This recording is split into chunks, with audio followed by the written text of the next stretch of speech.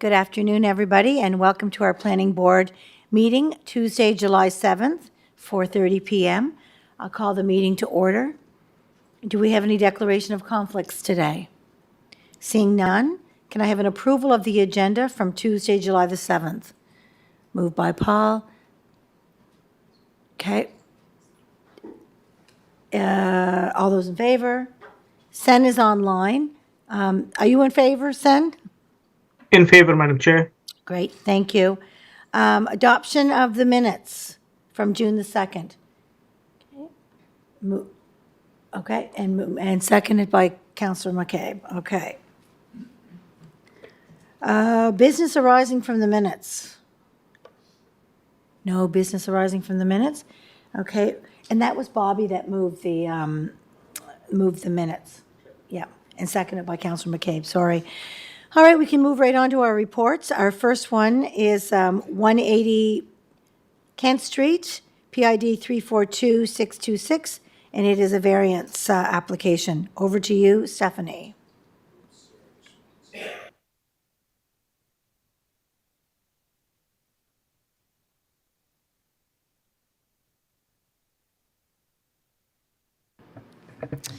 Good evening, members of the board. I will be presenting the first item on the agenda. This application is a major variance located at 180 Kent Street, PID 342626, to allow for a vinyl wrap artwork to be installed on a traffic control cabinet within the 500 lot area. The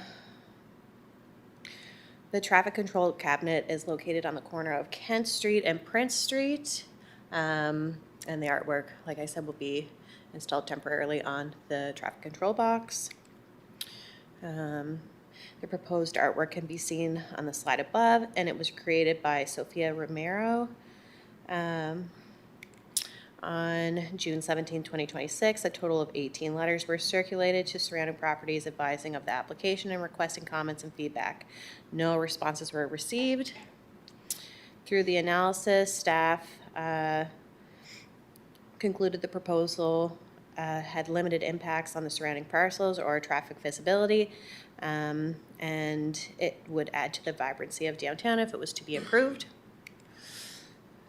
And staff's recommendation is that Planning Board recommends that Council approve the proposed major variance for the subject property addressed as 180 Kent Street, PID 342626, to allow for the installation of a vinyl wrap artwork to be affixed to a traffic control cabinet within the 500 lot area. And that concludes my presentation for my first one. Are there any questions? Thank you, Stephanie. Any questions? I see there's two pieces of art that, you got another one coming, eh? Yeah. Any Yes, questions? the Yes, next go one ahead, is the Counselor same, Beck. pretty much. Yeah, I don't think we're dealing with two southwest corners, southwest corner of Euston and Prince and southwest corner of Kent and Prince. I just think the wording is pictures don't match the descriptions. I think. Like if on this one here on page 21, we're showing southwest corner of Kent and Prince. But it's Houston and But Prince. it should be Houston as Prince. So the picture, not the artwork, the graphic of where. So the first one on page 10. Go to page 10 for a second. Yep.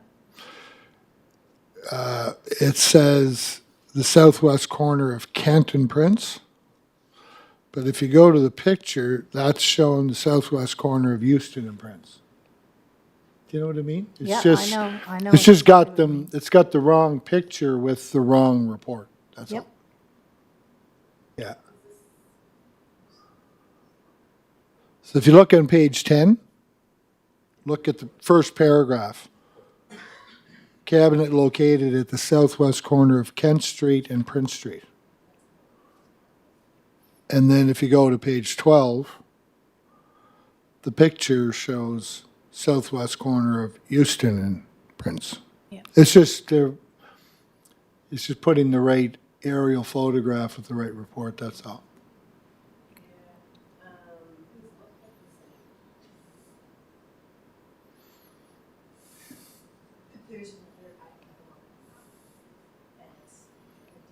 And then the next one on page, It's on page 21. It's Prince and Kent. yeah, So it it looks like says, it looks like so the, that's Kent and Prince, and up in the report, it says southwest corner of Houston and Prince on page 19 in the first paragraph. It's just, the pictures are with the wrong, the aerial pictures are with the wrong report. That's all. It's the right information on the wrong pages. Yes, we see it, it does say, Houston Street as opposed to Kent. You're correct on that.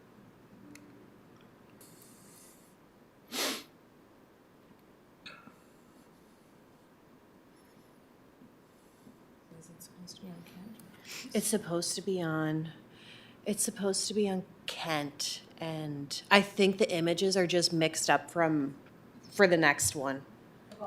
For both of Yeah. them. The artwork is correct, so if we go to the artwork here. The artwork's correct. Correct. It's the aerial photograph of where the property is located. That's, Yes, the aerial that's, photograph is you just have to flip the aerial photographs around with the first report and the second report. wrong. Yeah, Everything else is fine. It's just, the report's already submitted, so I can't change it now, but it's supposed to be on the corner of, the images are mixed up, yes. right. Through the chair, we'll confirm that and we'll make sure that it's corrected properly when it goes to council resolution. yeah, I mean, The Council Beck is right. information's Yeah. right. It's just an image in the wrong pages, that's all. Correct, that's a good catch, thank you. Yeah, and if, I guess it's probably, although it's not a big deal, if it was ever appealed, then it's a big deal, because it's an error. Yeah, You're correct on that. Yes, so this, when I wrote the report, I was told that the images got switched, so I thought I initially had done them wrong, but I think they actually changed them and made it incorrect. When it got done, when I got reviewed, my report got reviewed, because I'm looking at my draft, and they were correct in the original one.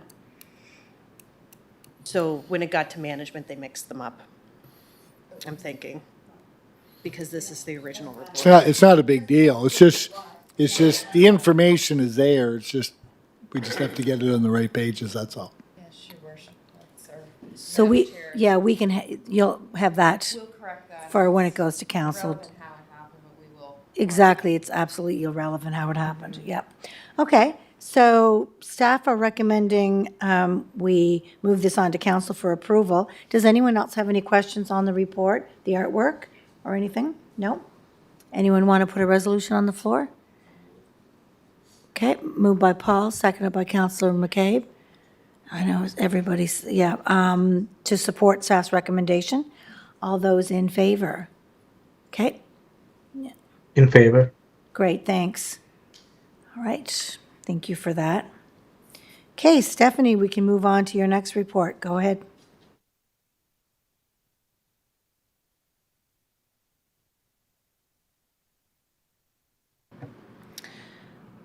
All right, my second item on the agenda is a similar application. It's a major variance for 247 Prince Street, PID 346247, to allow for a vinyl wrap artwork to be installed on a traffic control cabinet within the 500 lot area.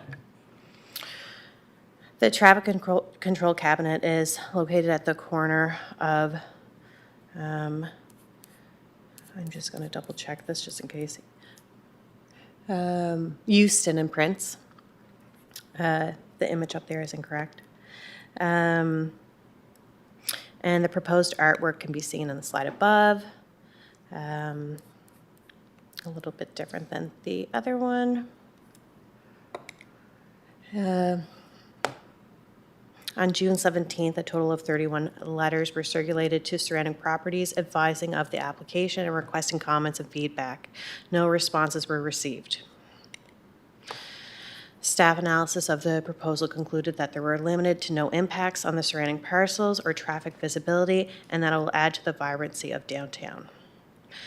Staff's recommendation is that Planning Board recommends that Council approve the major Variance for the subject parcel address is 247 Prince Street, PID 346247, to allow for the installation of a vinyl wrap artwork to be affixed to a traffic control cabinet within the 500 lot area. And that concludes my presentation. Are there any questions on this one? Just curious, just flipping through the report, when do the vinyl wraps come down?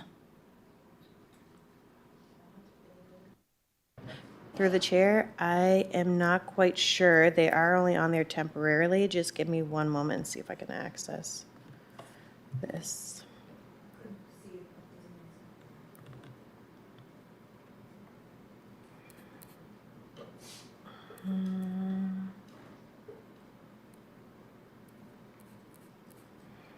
Sorry, I'm just trying to see if it was in the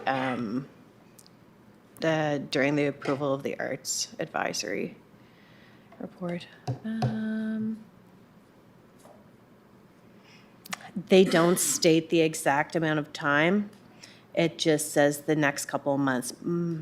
I don't like to assume, but it is likely during the summer months. Do you think before it goes to council, we could just add that in there for council? For sure, I can find Thank that you information. very, very much. Thank you. Any other questions? Councillor Beck? Don't they stay on year round? The artwork? I think they are removable at any time in case there's ever that was my understanding with all the ones we did, but I thought they just stayed there. I thought they were permanent year round. I didn't think they come off in the off season, but it'd be good information to know. Thanks. Yep. Okay, anybody want to put a resolution on the floor? Okay, moved by Councillor Beck, seconded by Dave. I'll get you this time. Okay, all those in favor? Sen? In favor. In Thank you. favor, Madam Chair. Yep, thank you. Okay, Thank you, great. everyone. We can now move on to our next item on the agenda, and it's a major variance for Summer Street. And I believe David's online, but I'm not sure if Laurel is pinch hitting and presenting, or if Dave is doing it from the phone. Madam Chair, Dave, our manager, is actually doing it from the phone, so we'll turn the presentation over to him. Thank you, Chair Yankoff, members of the Planning Board, and those in attendance. So the next application is a major variance request for a home-based occupation at 27 Summer Street, PID 547810. Next slide, Jason. And again, this is a request for major variance to allow for a home occupation, which would be appointment based. The applicants have proposed the business would be a small electronics repair business, which would be located within an existing single detached dwelling located at 27 Summer Street, which is highlighted on the air photo on your screen. Next slide, Jason. The subject property contains an existing two-story single detached dwelling. Subject property is within the mixed-use corridor MUC zone. This is property which is located approximately 71 meters to the of University Avenue, which is a main commercial corridor in the city of Charlottetown. The neighborhood block to which the property belongs has properties on the east half, which are within the MUC zone as shown in orange. Oh, sorry, Jason, can you just forward to the next slide there? Oh, sorry, back a few. And that's one. There we go.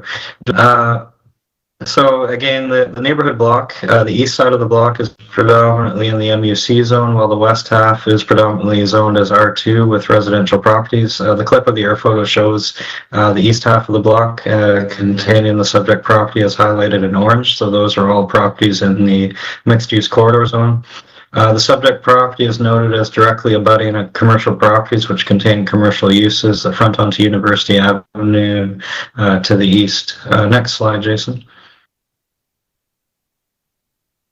The purpose of the variance again is to allow for a new appointment-based home occupation on the subject property, which would be a small electronics repair business. Household consumer items like cell phones, laptop, desktop computers, that type of fare. It is anticipated that business clients would drop off items for repair on site for later scheduled pickups when the items are ready and have been repaired. As per section 5.93 criteria F of the zoning development bylaw, any home occupation which involves appointment-based service can be considered following review of a major variance application. Section 5.9.1K of the bylaw states that the maximum number of client visits permitted at any one time will be determined by council. Next slide, please.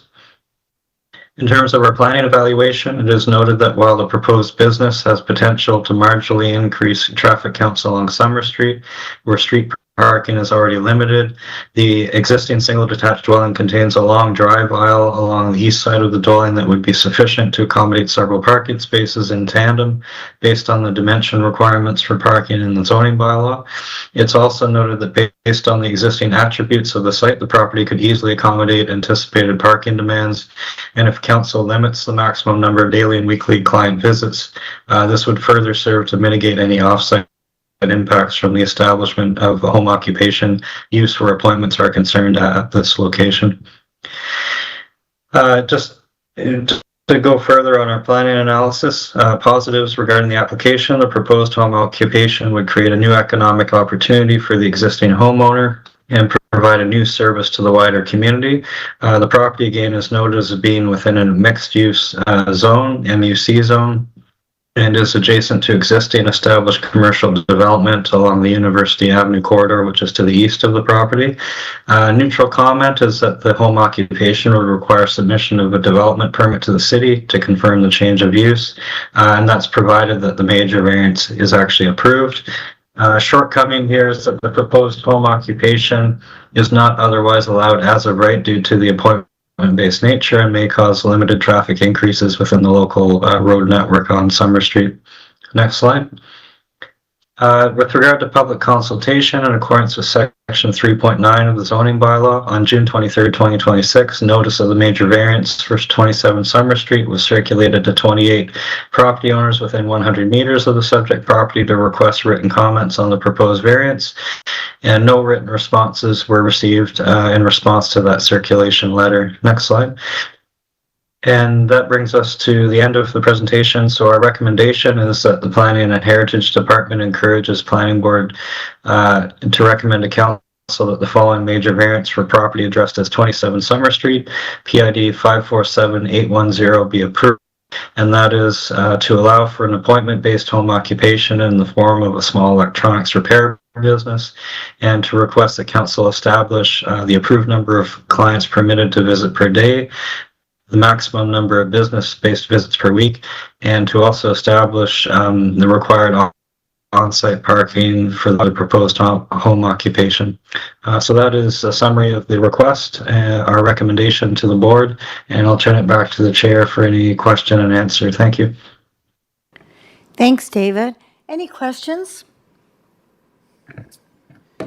Bob? Is the entire building going to be used as the business, or is there still going to be residents involved?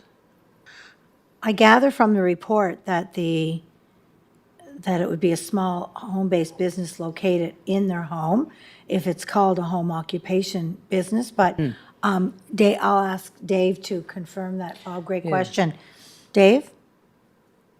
Yeah, through the chair to Bobby, correct.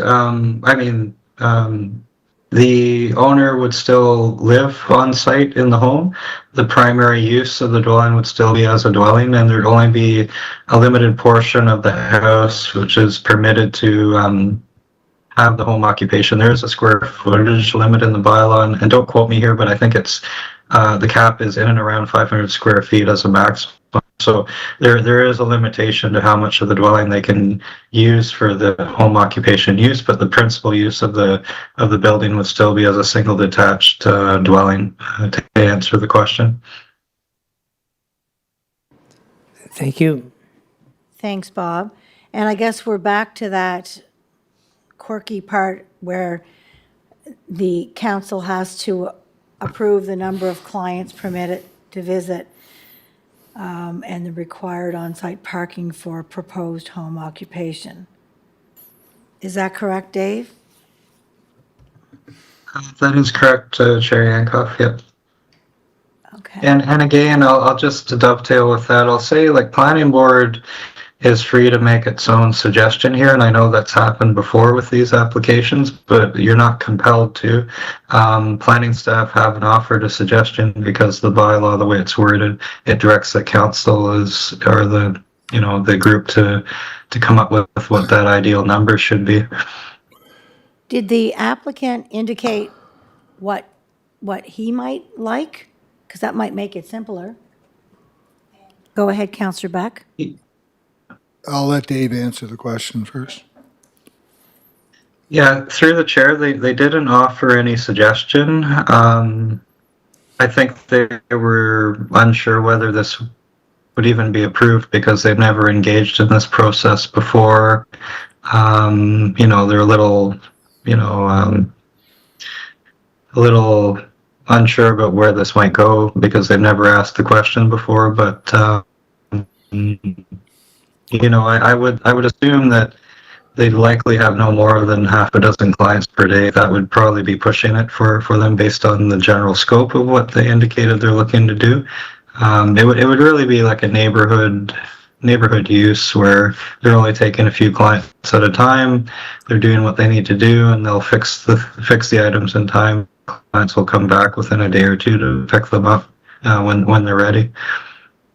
Okay, Counselor Beck? Yeah, I don't know. Normally I'm in favor of the number of visits and maximum visits per day.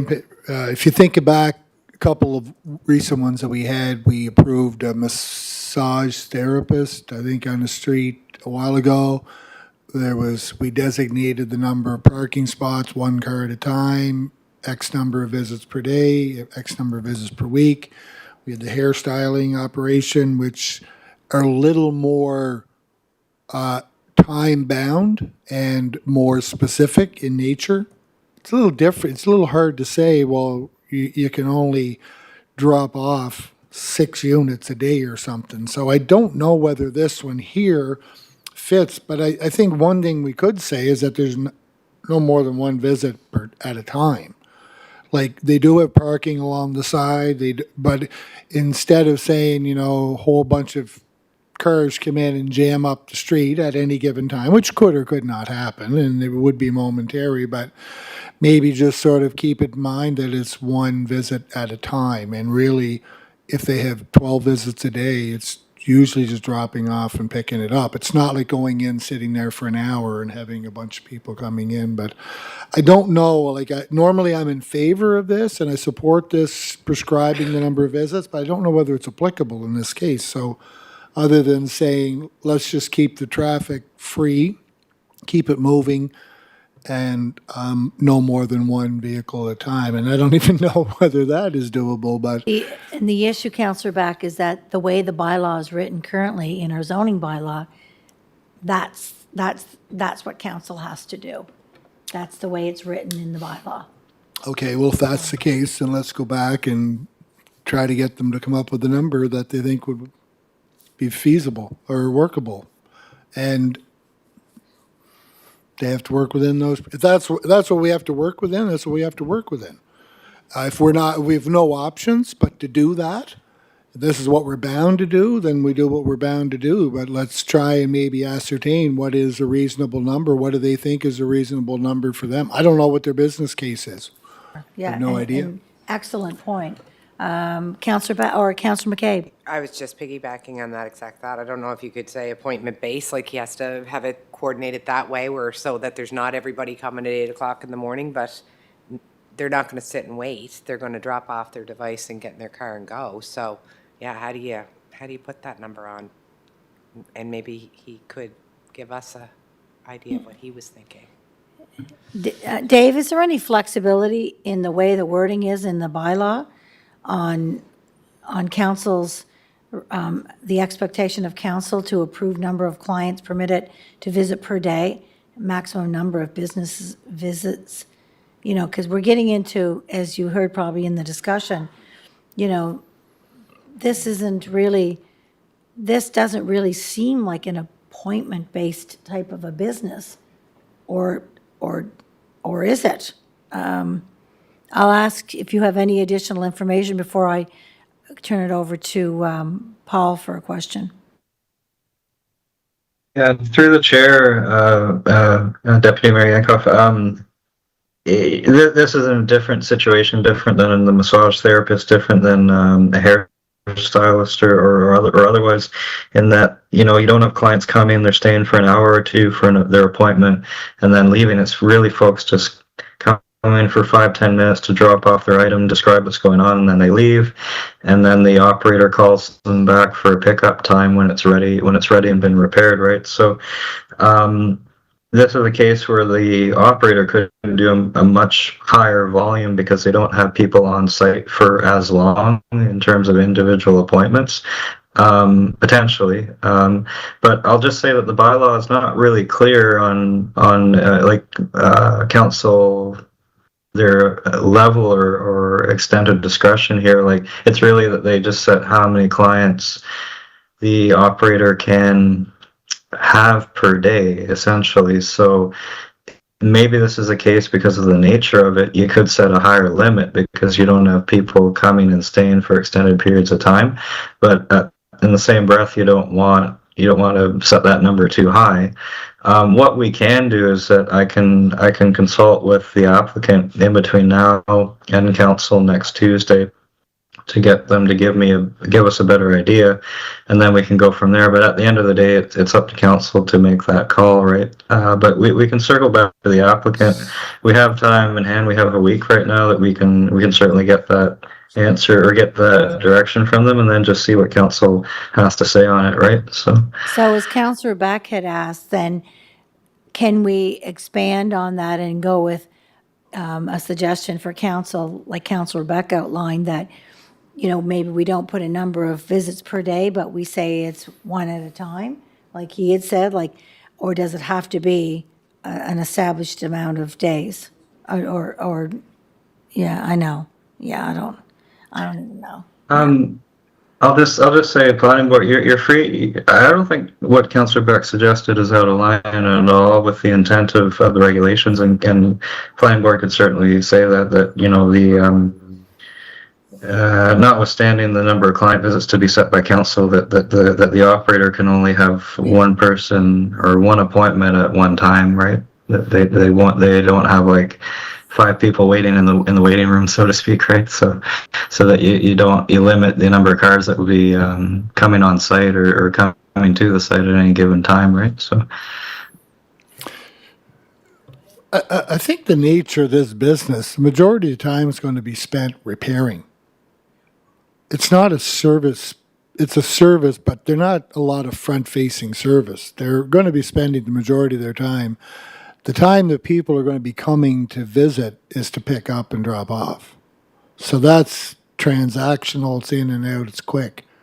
So the majority of the work that's going to be done here by the owner is going to be spent on repairing the actual items. And I'm no technical expert, but I imagine that could vary anywhere from 15 minutes to 2 hours or more. Who knows? So I think it would be good to know, again, not knowing the business case and not knowing what's involved in it, maybe to kind of go back. And to your point, Dave, we do have time to get a little bit of an idea as to how many customers this owner would foresee having in the course of a day, come back with a reasonable number and have it there. But the other thing I do want to add, I think, is a go forward, because this question always comes up every time we get one of these things. Can we get these numbers in advance even of our, because pretty much every time we've come here, we've always asked the same question. How many are you looking to do? How many you think?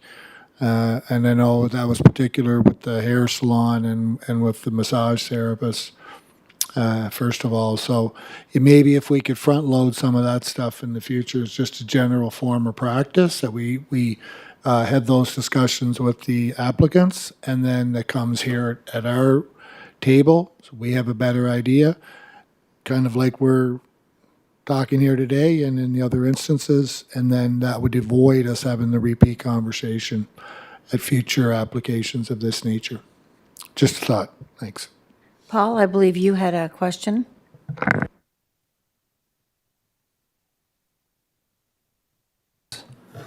There must be precedents for similar small type business operations.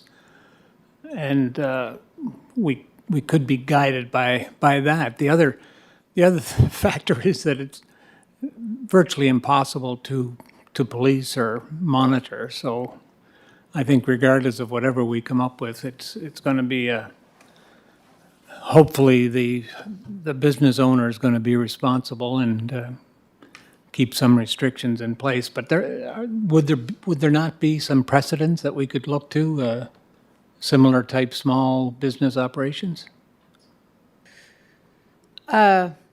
Maybe. Dave, any thoughts on that one?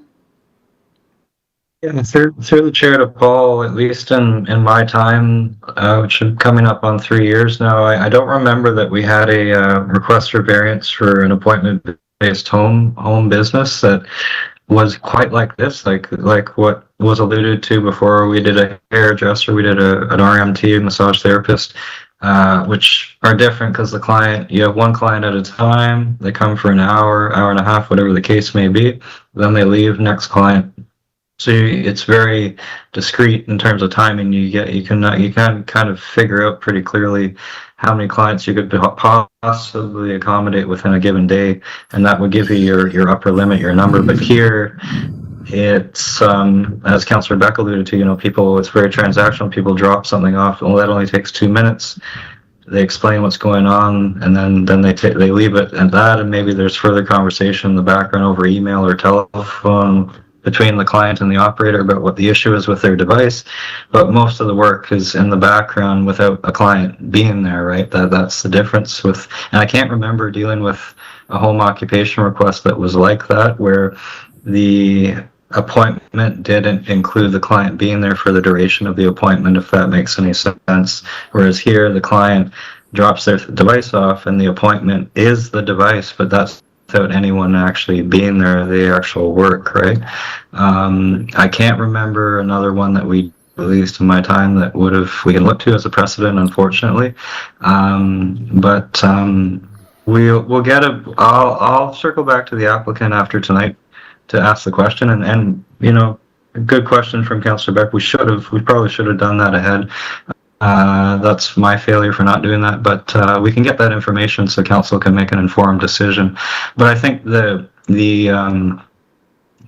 what planning board has to contemplate here is whether the type of use being contemplated is consistent with what one would think of as a home occupation, and is the general use offside with the character and the nature of the surrounding area and the land uses in that area. And that's why I kind of quoted that you're not far from the University Avenue corridor. You're right up against like some pretty more intense actual legitimate commercial uses of a full commercial nature. And so in a sense, to me, this is a logical extension of that corridor on a much more modest intensity and scale. So I'll just kind of add that in, in terms of the planning rationale and trying to support my own recommendation here. But I'll turn it back to the chair for any further discussion. I hope that helped at least half answer the question, Paul. So.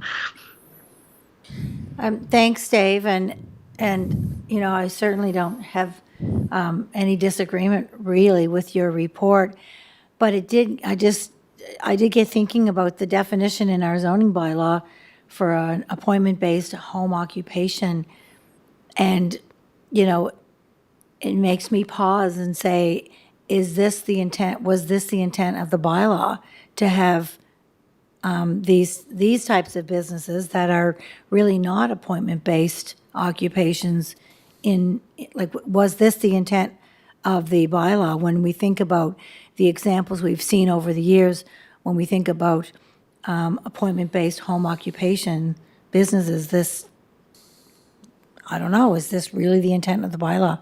Just putting it out there. I don't even know if there's an answer to that question, but if there is, fire away. Madam Well, Chair? sorry, don't, Oh, go go ahead, ahead. Councillor Beck. Well, to that point, I'll just say that typically with these type of appointment-based uses, you think appointment, it means somebody comes on site, they're there for an hour or two. It could be a piano teacher, it could be a massage therapist, it could be a lot of things, but the idea is generally when you think about these is that an individual visits a site, they stay there for the time of their appointment from time A to time B, and then they leave, and that is the appointment. Whereas here, you still have that, but the appointment is extended into the background in terms of they're just coming to drop something off, and it's almost like a home-based workshop, basically a repair workshop, which you could say. Could somebody have a small carpentry business on their property where they produce furniture, tables, chairs, etc., end tables, that kind of thing for clients, and the client just comes to talk about what they want to do, and they provide plans, or the carpenter draws up the plans and they produce the items on site. And what is the appointment? The appointment is really just the client interaction, the client consultation that happens on site. Then they go do their work and they create the product, and then they schedule a delivery date or a pickup date, and the client comes back for another appointment to pick it up if that's the case. And I don't know, the bylaw here, it's not quite clear on that. And this is kind of a creative approach to what is an appointment. And again, it's about the intensity, right? I guess the question you have to ask yourselves is, does this approach, would it impact the neighborhood in a negative way? And that's really what that's the question you're trying to have to answer here, right?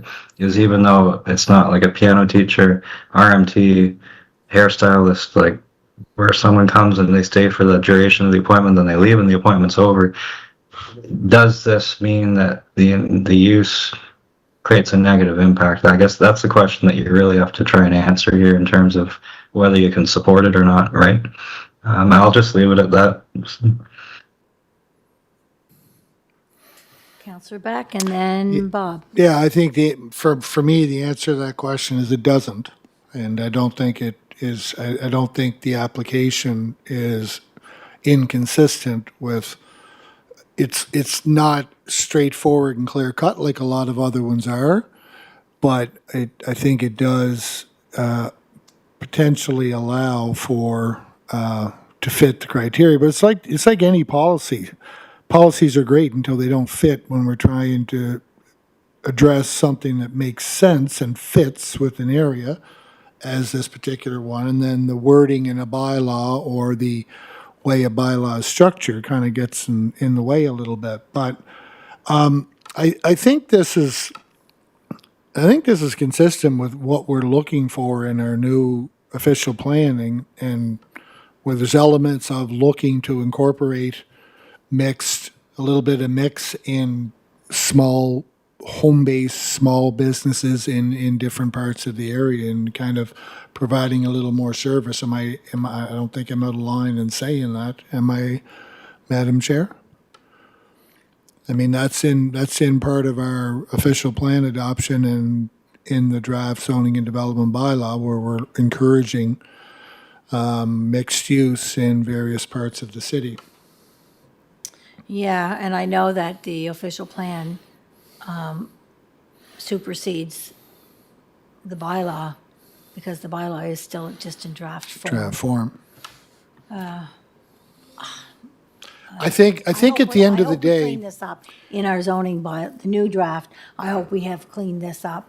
I can't remember seeing this or not, but I hope it's cleaned up. Yeah. So that we don't have continued repeat, but that's, anyway, I think at the end of the day, in this one here, to kind of answer David's question, does it negatively or impact the whole, or does it fit within the surrounding areas of land usage? And I think it fits. And I think there's just the missing piece is that discussion with the property owner to see, is there a way that it becomes a little more appointment based?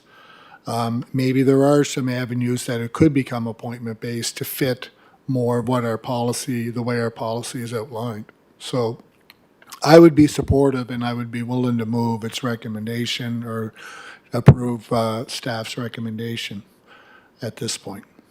And, you know, it is noted too that we had gotten no written responses from anyone, so clearly hasn't caused anyone, anything there. Bob, you've got your light on? Yeah, Madam Chair, I was just curious, do the employees of that home-based business have to live there, or can they be hired?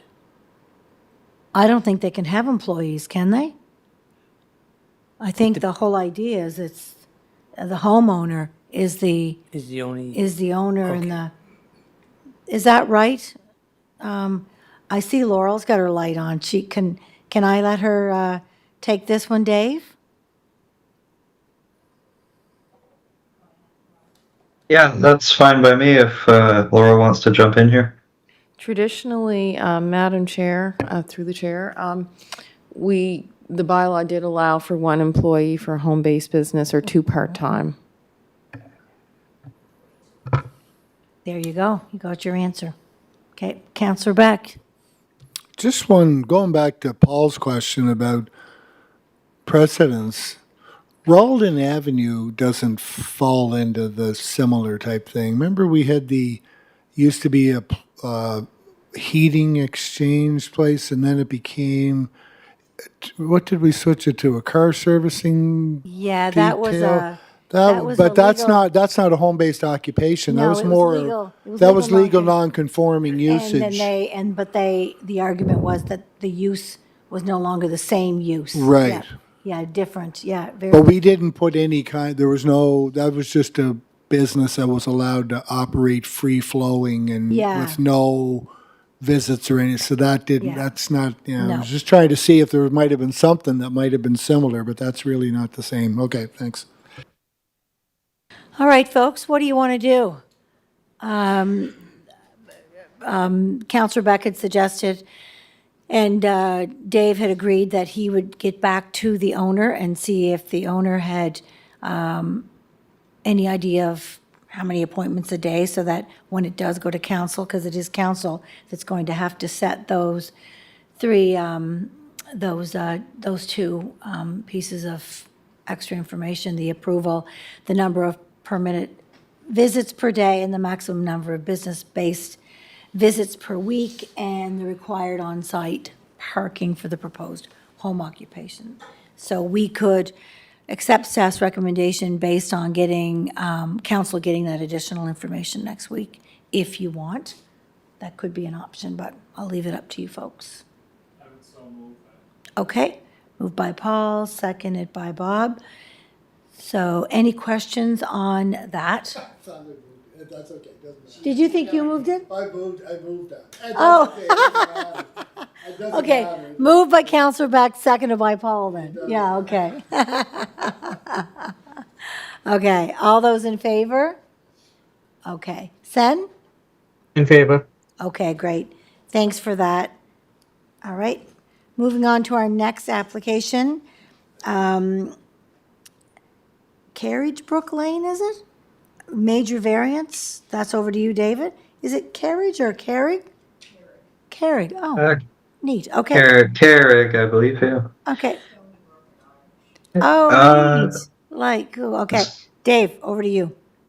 Thank you. So next application is a major variance request for 65 Carrickbrook Avenue, PID 1192483. Major variance is a request to permit increase in density on the subject property. 56 apartment units are otherwise permitted given the existing lot area. The applicants are requesting to increase that by 3 units to 59 apartment units, and also to increase the permitted building height from 15 meters to 17.25 meters. Next slide. The existing lot is currently vacant and undeveloped at the present time. It exists within a recently approved new subdivision, Greenfield subdivision, which is Hidden Valley. Property bounds newly developed roads named Carrickbrook Avenue, as shown on the zoning map on your screen. The surrounding area consists of other R4 zoned lands and lower density R1 development, which is located to the east on the opposite side of Malpeck Road, and that's the Country View Estates subdivision. Again, the major variances for increased maximum density, maximum height on the lot. Overall development is proposed to be 59 apartment units, whereas 56 units are otherwise permitted, which would be a 5% increase in permitted density. Proposed apartment building would be 4 stories in height, with a height of 17.25 meters, whereas 15 meters height limit is otherwise permitted. I'll just note that the increase in height is predominantly with respect to the roof pitches that are shown on the plans for the building, as well as the existing grades on the property. The legislative requirements that apply here in accordance with Section 3 of the zoning bylaw on June 23rd, 2026, a notice of the application was mailed to 8 surrounding property owners within 100 meters of the subject property to request written comments on the proposed variance, and no responses to the circulation letter were received. Next slide, please. In terms of our planning analysis, a couple of positives. Number one, the proposed density would still generally be consistent with the intent and purpose of the R4 zone, which permits multi-unit residential apartment buildings to be developed, and it's noted that the density increase would be 5% over the existing limit. The request for additional building height can be entirely attributed in this case to proposed elevated roof pitches, which would have a marginal effect on appearance and massing. Neutral comment is that a building and development permit would be required in future with respect to the proposed, that should read development, not addition. And shortcoming is, of course, that the proposed development would not meet the current 4 zoning requirements with respect to minimum lot area per unit, as well as maximum height limit. Next slide. And to conclude, our recommendation is that Planning Board recommend the Council approve the proposed major variance for the subject property identified as 65 Carrickbrook Avenue in the Hidden Valley Subdivision, PID 1192483, and that is to increase the maximum number of apartment units on the site to be 59 units, whereas current maximum density under zoning would allow for 56 apartment units, and to increase maximum allowed buildable height to be 17.25 meters, 56.6 feet, whereas maximum building height of 15 meters, 49.21 feet is otherwise permitted in the R4 zone. So that is a summary of the major variance request and our recommendation. I'll turn it back to the chair and board for further discussion. Thank you. Thanks, Dave. Any questions? Yeah, I do. Councillor Beck. So, Dave, can you go to page 42? So I'm seeing the original unit here was 56, right? Lot 162, I believe it is. That's correct, Councillor Beck. That's the lot we're referring to, right? Correct, Okay, yeah. so when we went back and originally approved this development, it was for up to 10 buildings with 60 units per building, correct? Correct, yeah. Okay, so right now we're tracking, if I add up that, it's 568 doors with an additional 3, making it 571. We've just redistributed. Correct, but We've redistributed Yeah, from 10 yeah. units of 10 buildings with 60 units, and we've redistributed over all these properties. Is this the most updated subdivision? Is this the way it has gone? I'm just trying to This- understand how we got yeah. from our original map to what we have here in front of us. This is, and it could come across as being a little confusing, Councillor Beck, because when that original rezoning came through, they showed a concept plan that had lot lines in different places versus now. Right. So there were changes, and because those changes happened, all of a sudden it threw off the balance in terms of what you could achieve on each lot. So theoretically, had they stuck to the original plan, you would have had 10 times 60. You would have had 60, 60, 60 across the board. But because the lot lines, the locations were changed, all of a sudden, you defer back to those minimum lot area requirements per unit. So on an interior lot, it's 115 square meters per unit. You need a corner lot, I think it's 140. Yeah. So it throws off that balance. So here, what the lot that they ended up with, which eventually got conveyed to a new owner now, their limit based on how much land area they have in that lot ended up being 56 and not 60. Right. So had they bought what was originally proposed, we wouldn't even be having this conversation right now, because they want to do 59, they could do 60, but they're capped at 56 based on the new configuration of that particular lot 162. They want to do 59, so it's a slight increase over what the cap is, 5% increase. That's why we're here, because they're dealing with a lot which isn't the same lot that was originally shown on concept a couple of years back when we did that rezoning initially, if that helps inform you. Yeah. Sure. And so right now, the only other developed properties, there's one unit being constructed just to the south of that, the 26 and 27 unit lot, which have started construction. And I believe that's the only property, or that's the only plot that's under development in that phase, in this third phase, correct? That is correct, yeah. Okay, so if we're moving forward, we're granting 3, so I'm seeing 1, 2, 3, 4, 5, 6, 7, 8, 9, potentially 9 other lots.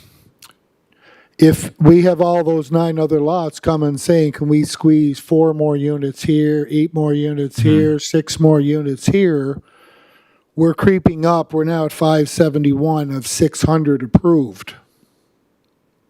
And so going forward, are we capped by that 600? If you divide it and slice it up differently, I get all that. But are we capped? Do we have to be conscious of, as these other lots start to get developed, are we capped at 600 and say, well, sorry, we've reached the 600 max, we can't do any more? Because that's what we told residents when we originally pitched the idea. Well, when the idea was pitched to us, I should say.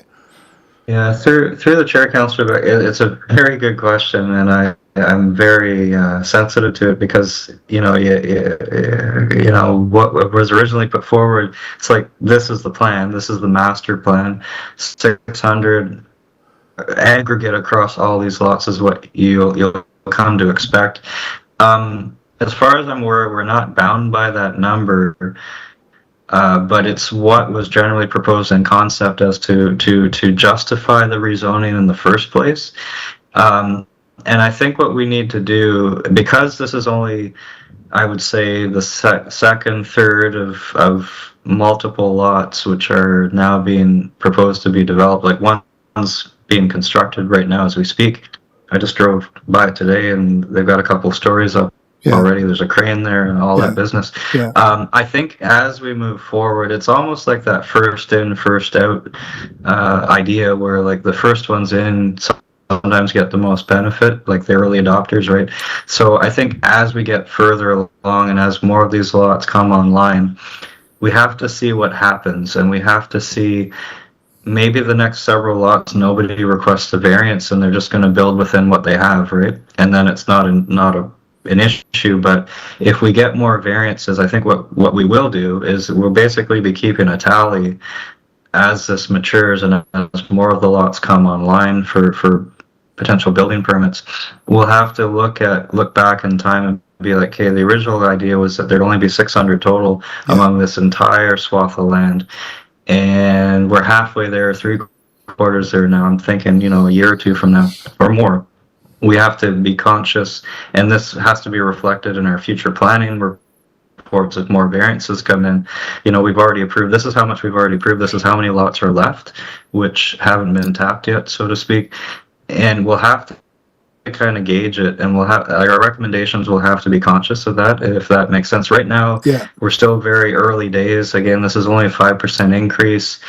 And had they had what was originally conceived, they wouldn't even have to request this because they would have 60 as of right? But they only have 56 as of right, which is why they're here.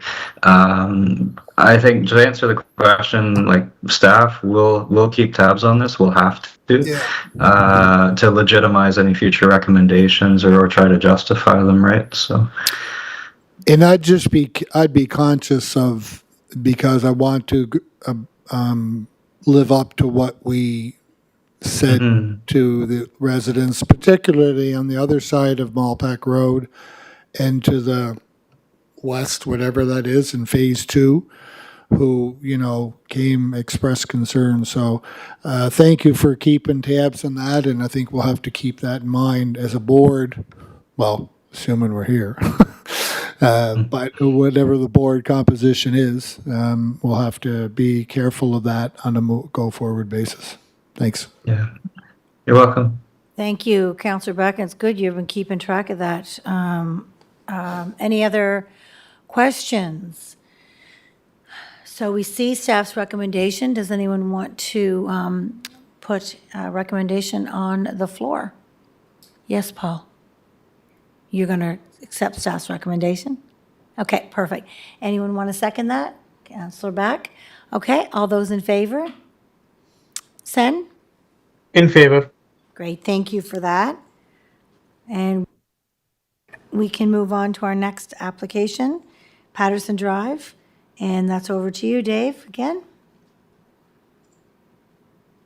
Thank you, Chair Yankoff. So the next application is a rezoning application for 307 Patterson Drive, PID 676585.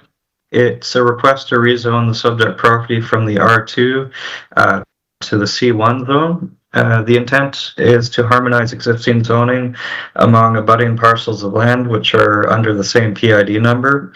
Subject properties, I'll call them, two properties under one PID contain a one-story commercial building, which is a convenience store that is currently intersected or bisected by an existing property boundary as shown on the air photo on your screen. Next slide, please, Jason.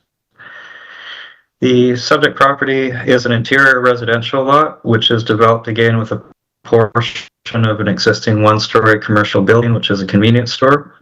Which continues on to an abutting property to the west, identified as 311 Patterson Drive, PID 676585.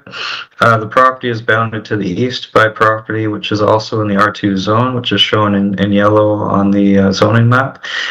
Excuse me, and is bounded partially to the north by property in the R3 zone, which contains 16 townhouse units, which is number 3 to 35 Westridge Crescent, and bounding to the north are also city-owned lands, which are in green, which are in the open, which contain a community park within the open space OS zone. Next slide, please.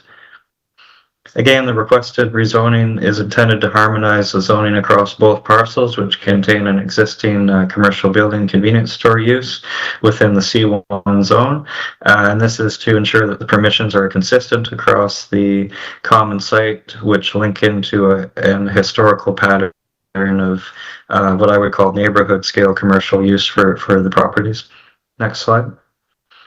In terms of our legislative requirements in accordance with Section 3.10 of the zoning bylaw, on June 10th, 2026, a notice of public meeting was circulated to 115 surrounding property owners within 100 meters of the subject property to advise them of the public meeting, which was held on June 18th, 2026, to request any comments and feedback concerning proposed rezoning of the property identified as 307 Patterson Drive. Next slide.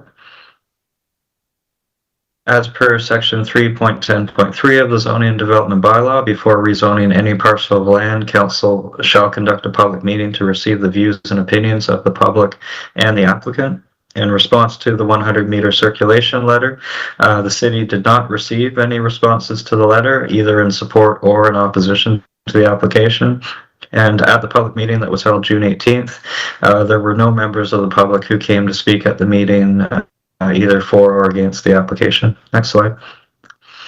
I'll just note that the only questions that was raised at the public meeting, which was on June 18th, concerned timing of the request for rezoning at the present time, why the request was made in the past, why it was not made rather in the past by previous owners who continue to operate the commercial use on the property, being the existing or past convenience store. Planning staff clarified that the request for rezoning has arisen now due to proposed sale of property that is conditional upon the requested rezoning, as the new prospective owners wish to harmonize existing commercial zoning across the site given the historical pattern of land use on the property, and that there will be no issues in future with regard to the property being operated continuously into the future subject to the permissions of the C1 zone. So essentially the owners want to ensure that the property is in fact a commercial property and that they won't encounter any issue with operating as such. In terms of our analysis, referencing the new policy framework, which is laid out in the new official plan for the city, which received provincial approval on March 13th, 2026. Section 4.1.1 urban form of the new OP states under policy E that an intent of the new OP is to foster a mix of urban forms which contribute to the creation of thriving neighborhoods that cover a wide range of residents' daily needs.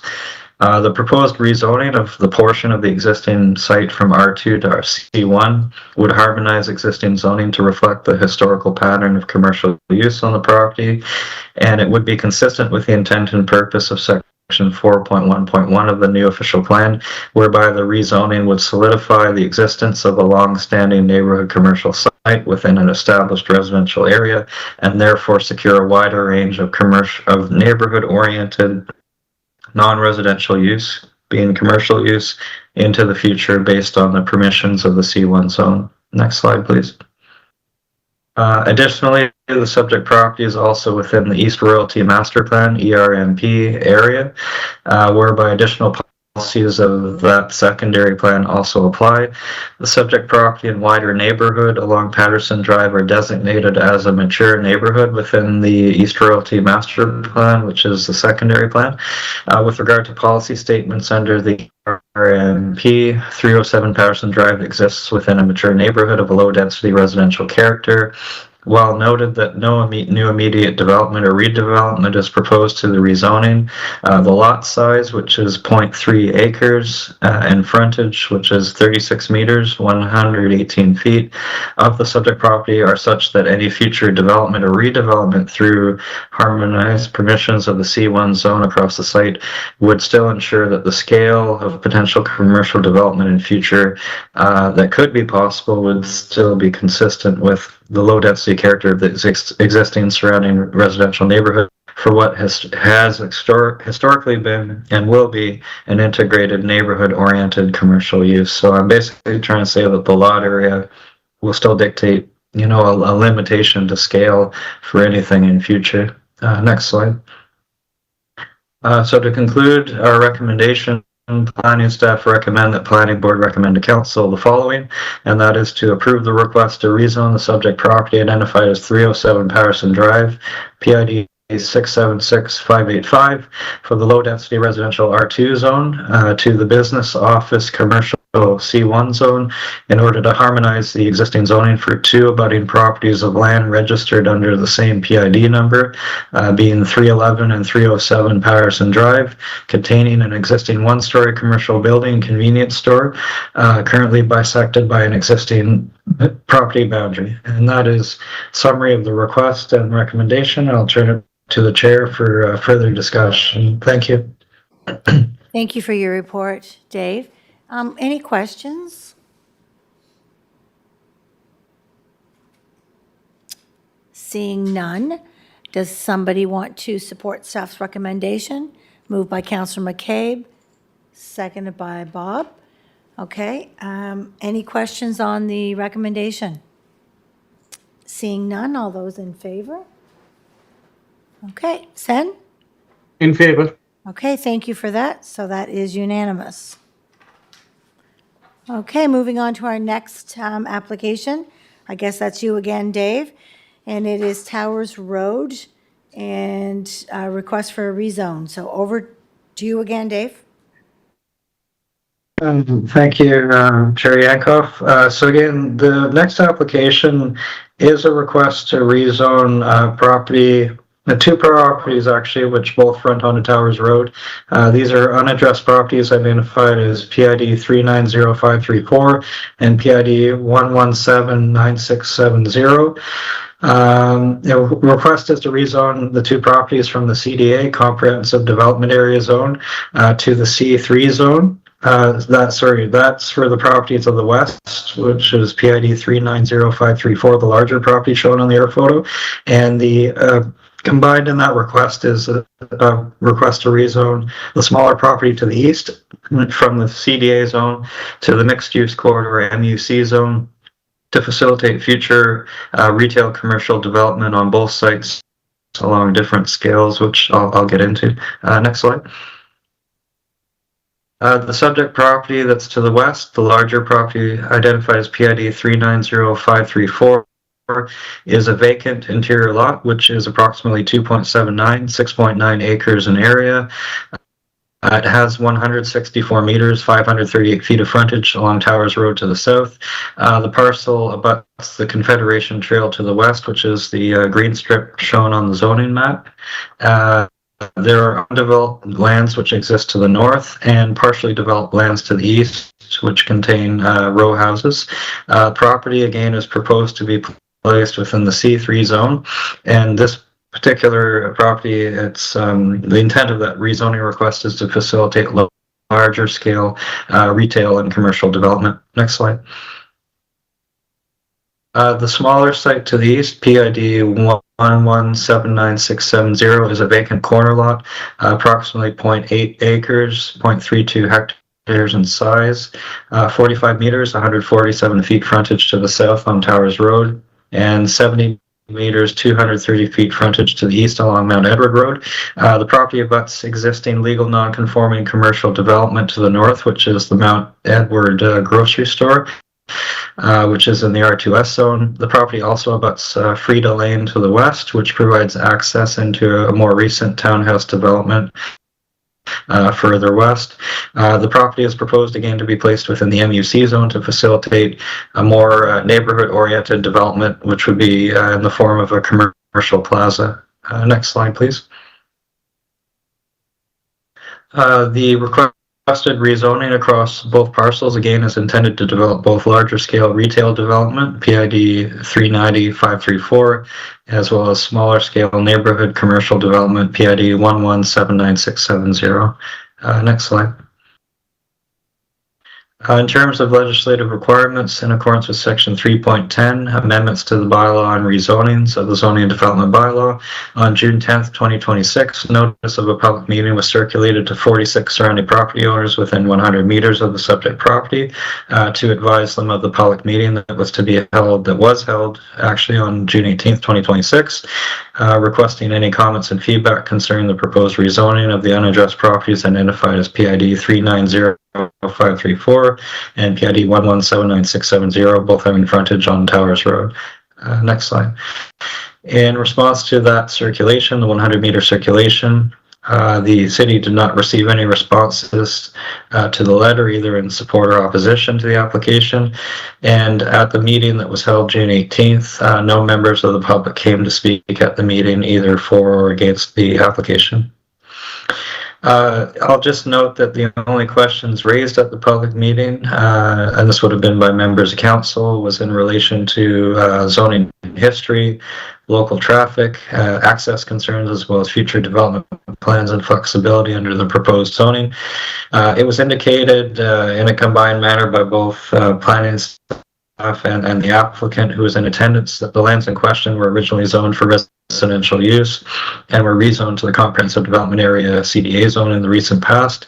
It was also noted that the corner lot at Towers Road and Mount Edward Road was originally intended for a small community-oriented commercial plaza, which is still the primary intent of the proposed new C3 zoning. So that intent has not changed from a few years ago. It was clarified by both the applicant and planning staff that the intent with respect to the current rezoning request is to allow for greater development flexibility in future and to avoid the risk of having to engage again with the Planning Act process due to the restricted nature of the CDA zone for any potential future minor changes to the development concept plan. Next slide. With regard to the newly established policy framework, which is laid out in the new official plan for City of Charlottetown that received provincial approval on March 13th of this year, the subject properties are within the nodes designation and within the property identified as PID 390534, that's the larger property, is within the node designation. The smaller property to the east is within the neighborhoods designation, that's PID 1179670. For the larger parcel identified as PID 390534, which is envisioned to accommodate a larger scale commercial retail development as well as a food pad development. A stated objective of the nodes designation under section 3.2.4 is to create landmark built environments to frame major gateways and intersections, as well as accommodate a broad use of mix of land uses. By migrating this larger parcel to the C3 zone, this will achieve those aims, as the C3 zone would allow this parcel, which does exist at the eastern edge or periphery of the local nodes designation, to act as a primary gate for traffic entering from the east off of Mount Edward Road into the existing commercial hub currently occupied by Canadian Tire store to the north and the Royalty Crossing shopping mall to the south. Next slide. For the smaller parcel, which is identified as PID 1179670, which is envisioned to accommodate a neighborhood-oriented commercial plaza, stated objective of the neighborhood's land use designation in the new OP under section 3.2.5 is to allow for small-scale commercial development to serve local neighborhood needs. As well, another objective of that land use designation is to create complete communities with a range of amenities and services within easy walking, cycling, or transit access proximity, as the subject property in this case would front onto a main arterial road, being Mount Edward Road, and is found centered in immediate proximity to a mix of existing low and medium density neighborhoods, some located directly adjacent to the site, mind you. The proposed neighborhood-oriented commercial plaza development for this site would satisfy the stated objectives of the neighborhood's land use designation, given the overall proposed development scope, scale, type, and location. So to conclude, our recommendations, planning staff recommend, the planning board recommend to council the following, and that is to approve the request to rezone the unaddressed subject property identified as PID 390534 from the Comprehensive Development Area CDA zone to the shopping center commercial C3 zone, and also to rezone the unaddressed subject property identified as PID 1179670 from the Comprehensive Development Area CDA zone to the mixed use corridor MUC zone in order to facilitate future commercial development on both sites. So that is a summary of the combined request. Our recommendation, I'll turn it back to the chair and the board for any further discussion. Thank you. Thank you for your report, Dave. Any questions on this one? Pretty straightforward, but does somebody want to put a resolution on the floor? Okay, moved by Councillor Beck and seconded by Councillor McCabe. Any questions on the recommendation and resolution? If not, all those in favor? Sen? In favor. Great, thank you very much. Okay, next we have Mount Edward Road, and this was a proposed rezoning and official plan amendment, and I'll turn this over to David again. Thank you, Chair Yankoff, and I'll just before I start, I'll just warn planning board that this one, there's a little bit of additional history to this one, and so therefore my presentation's a little bit more lengthy than usual, so just a fair warning that I might be talking a bit longer than I usually would, but here we go. So this is a request for rezoning and official plan amendment. It's for an unaddressed property at the southeast corner of the arterial bypass Highway and Mount Edward Road, identified as PID 440545. There is no municipal address yet assigned for this property. The intent of the official plan amendment and the rezoning request is to allow for the development of the vacant property with 3 proposed apartment buildings. The maximum total unit count among the 3 buildings would be 87 apartment units based on existing available lot area and the associated minimum required lot area per unit that's needed. Next slide, please. Context on the site, further context on the site, the existing lot is vacant and undeveloped. It's located at the edge of an established neighborhood, which is in Ward 6, Mount Edward Ward. The property is currently within the R1L zone, is bounded to the north, as noted by the bypass highway, to the west by Mount Edward Road, and is bounded to the south and the east by existing low-density residential development, which is also in the R1L zone. It's noted that there's an existing easement present on the property, which is registered in favor of the city with respect to buried public infrastructure, buried pipe infrastructure. Next slide, please. Again, the requested rezoning and official plan amendment are intended to facilitate future development of 3 apartment buildings, which would have a combined maximum total unit count of 87 units. Based on available lot area. The concept site plan that the applicant provided is shown on the screen, showing the building positions on the proposed building positions on the property. The proposed apartment buildings would be within existing height limits, which are prescribed by the related R4 zoning that would apply to apartment buildings, and no further relief from standard zoning requirements for the development is anticipated at the present time based on the current concept. Next slide, please.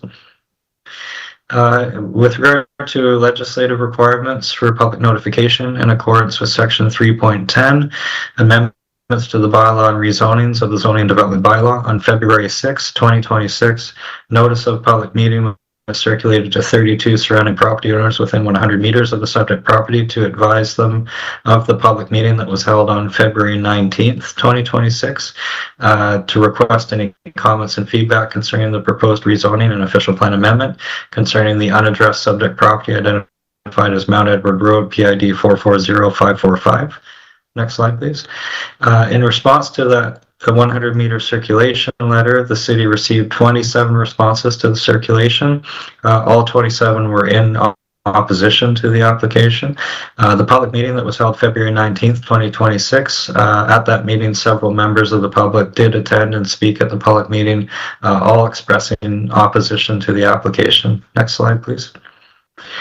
Just to try and summarize and aggregate all of the public feedback, there were significant concerns raised among local residents as it concerns scope and scale of the proposed development in the context of the surrounding lower density single detached neighborhood that surrounds and abuts the property to the south and the east.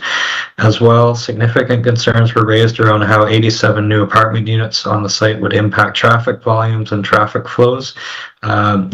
Given that the proposal would be that one of the 2 new road access points or connections would be onto Lilac Avenue to the southeast, which is a local street for the local neighborhood. Next slide.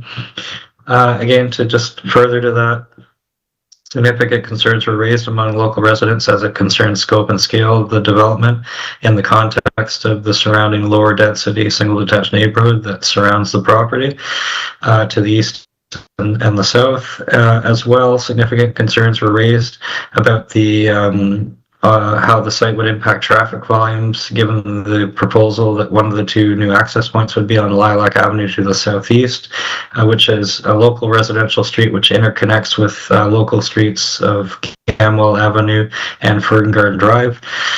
And notwithstanding prior review from City Public Works, which was supportive of the development, provided that limited traffic control be employed at the new road connection with Lilac Avenue, being i.e. a stop sign, and that the proposed intersection be squared up to accommodate for better sight lines. Residents were very vocal in their opposition, and they requested that an independent traffic study be undertaken. And that was at the public meeting, and it was bore out in some of the written correspondence and feedback that we received as well. Next slide. So in response to that, in response to the significant concerns that local residents raised through the public process, particularly around traffic, the applicant commissioned the services of a professional engineering firm, Coles Associates, to undertake a traffic study which in part utilized City Public Works traffic count data. And on May the 20th, 2026, the City of Charlottetown received a copy of a professional traffic impact statement, TIS, from Coles Associates via their subcontractor, Englobe Corporation. Next slide. So I'll just summarize some of the results of that traffic impact statement. So the existing volumes, pre-development, so this is current situation, average daily traffic it was found to be 194 trips along Lilac Avenue, which is shown on the map before you. There was an average daily traffic count of 354 trips along Fern Garden, and an average daily traffic count of 9,138 trips along Mount Edward Road through that immediate area. So this is the current state of affairs, current data based on what's there now. Next slide. So the results of the TIS, these are the estimated volumes that would be estimated post-development based on adding 87 apartment units on the subject property. Total average daily traffic volume there'd be an increase of another 388 vehicles per day. The study estimated that 60% of those trips would use the Mount Edward Road access to the west, while 40% would use the Lilac Avenue access to, I'll call it the southeast, and that 40% proportion would be split at 50-50 among Lilac Avenue proceeding east, and then half of that 40%, 20% total, would be to Fern Garden proceeding south and west towards Mount Edward Road. So estimated increase would be 78, just go back. Estimated increase would be 78 additional vehicle trips per day on each of both Lilac Avenue and Fern Garden Drive respectively. And this would generate a 22% increase on Fern Garden Drive in terms of traffic volume, 40% increase on Lilac Avenue, and just a 4% increase to Mount Edward Road, given the amount of traffic volume that Mount Edward Road already handles. Next slide, please. And this is an image showing, again, these were some recommendations from the TIS report to mitigate the potential traffic impacts. These are localized traffic calming and upgrade ideas that the study put forward. So speed hump locations to limit speeding through the neighborhood due to increased volumes, as well as potential for new traffic circles at two indicated intersection locations. Next slide, please. So just further to the traffic impact statement, this is taken word for word from the study that the engineers provided. The proposed 87-unit residential development on Mount Edward Road will generate modest traffic and have minimal impact on overall road. Approximately 388 additional daily trips are expected, representing only about a 4% increase on Mount Edward Road, which is not expected to have a significant effect on congestion or delays, while local roads such as Lilac Avenue and Fern Garden Drive will experience higher vehicle percentage increases due to lower existing volumes. Overall traffic levels will remain reasonable for local roadways. The proposed right-in, right-out driveway at Mount Edward Road and secondary access on Lilac Avenue will help distribute traffic and reduce congestion on Mount Edward Road. Next slide, please. And this Further to the TIS we received, 6 days later, on May 26, we received this written response from our Public Works Department. Quoting from Public Works, "We have read through the TIS and do not see any issues with the approach taken. The results discussed are pretty close to what was expected and provide good estimates of what the expected volume of additional trips will be. Separate to the TIS traffic impact statement, when the street access request comes in, we will look at it to see how best the Lilac access can be implemented. It may require that the existing curve on Lilac is squared up with the new driveway forming the third leg of a T intersection with an all-way stop. The curve and adjacent trees will pose a challenge for sightlines and visibility at the driveway entrance otherwise." End quote. Next slide, please. And just kind of shifting to our plan, our core planning review, given the support of TIS received and confirmation and acceptance of the study by Public Works, City Planning is now in a position to offer a review and recommendation on the development proposal. With regard to the newly established policy framework laid out in the new official plan for the City of Charlottetown that received provincial approval on March 13th, 2026, the subject property, PID 440545, is currently within the neighborhood's land use designation of the new OP, but is proposed to be transitioned to be within its own comprehensive development area to facilitate the envisioned development. Next slide.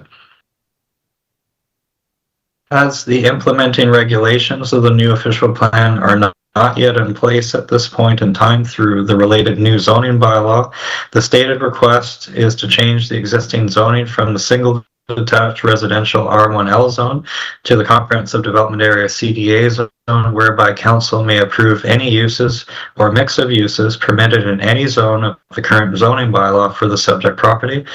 This transition is appropriate so long as the intended new land use designation under the new official plan is transitioned to the nodes, it should read nodes designation, as the pre-existing comprehensive development area CDA land use designation no longer exists under the new OP. It was taken away.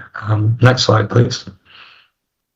So reading from section 3.2.4 of the new official plan, stated objectives of the nodes designation include accommodation of a broad mix of land uses and support for the highest densities in the city.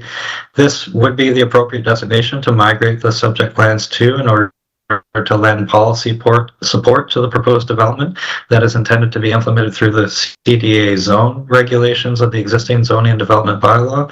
The new nodes designation would be the most appropriate land use designation to substitute in this case, given the removal of the pre-existing CDA land use designation under the former official plan when the new official plan was approved by the province on March 13th.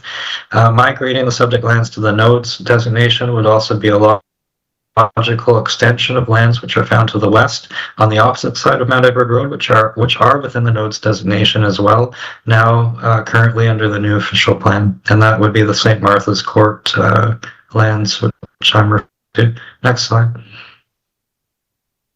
So given the peripheral location of the property at the edge of the existing low-density residential neighborhood to the south and east, that it abuts both a major arterial road to the west, Mount Edward Road, and the bypass highway to the north, the positioning of city residential development at this location is both logical and timely. It is noted that the topography of the site sits several meters lower than the abutting low-density residential development to the east and the south. Such that overlook and privacy concerns would be tempered in this case, or at least mitigated to some extent, notwithstanding the suggested 5-story height of the proposed apartment buildings. The development would also be placed to the north of the existing surrounding low-density residential development, which is to the south and east, and therefore, because it's to the north, it would not cause any immediate shadow impacts to the nearby sensitive residential uses. And it would possibly, in fact, assist with buffering for noise traffic from the highway to the north. Next slide, please. As noted through the completed traffic study, the study did not find any overwhelming concern for traffic impacts and concluded that the surrounding local road network could be accommodating to the proposed development with limited physical adjustments to the road network as needed. To reiterate, City Public Works is in agreement with the noted study, has been accepting of the recommendations and conclusions of the study in support of the development. Next slide, please. So to end here, planning staff recommend the planning board recommend to council the following. Approve the request to rezone the unaddressed subject property identified as Mount Edward Road, PID 440545, from the single detached residential R1L zone to the comprehensive development area CDA zone, and to change the land use designation in the official plan, the new official plan, mind you, for the subject property from the neighborhoods to the nodes designation to facilitate future development of the property with 3 apartment buildings, 5 being 5 stories each, having a combined total maximum of up to 87 dwelling units based on existing lot size. And it is also recommended the planning board recommend to council to approve the proposed concept plan for the development with respect to the regulations of the existing CDA zone. So that is a summary of the request, the background and our recommendation. I'll turn it back to the chair for any question and answer. Thank you. Thank you, Dave. Before I turn it over to the board for questions, I think I know the answer to this, but just to make sure, the recommendations for road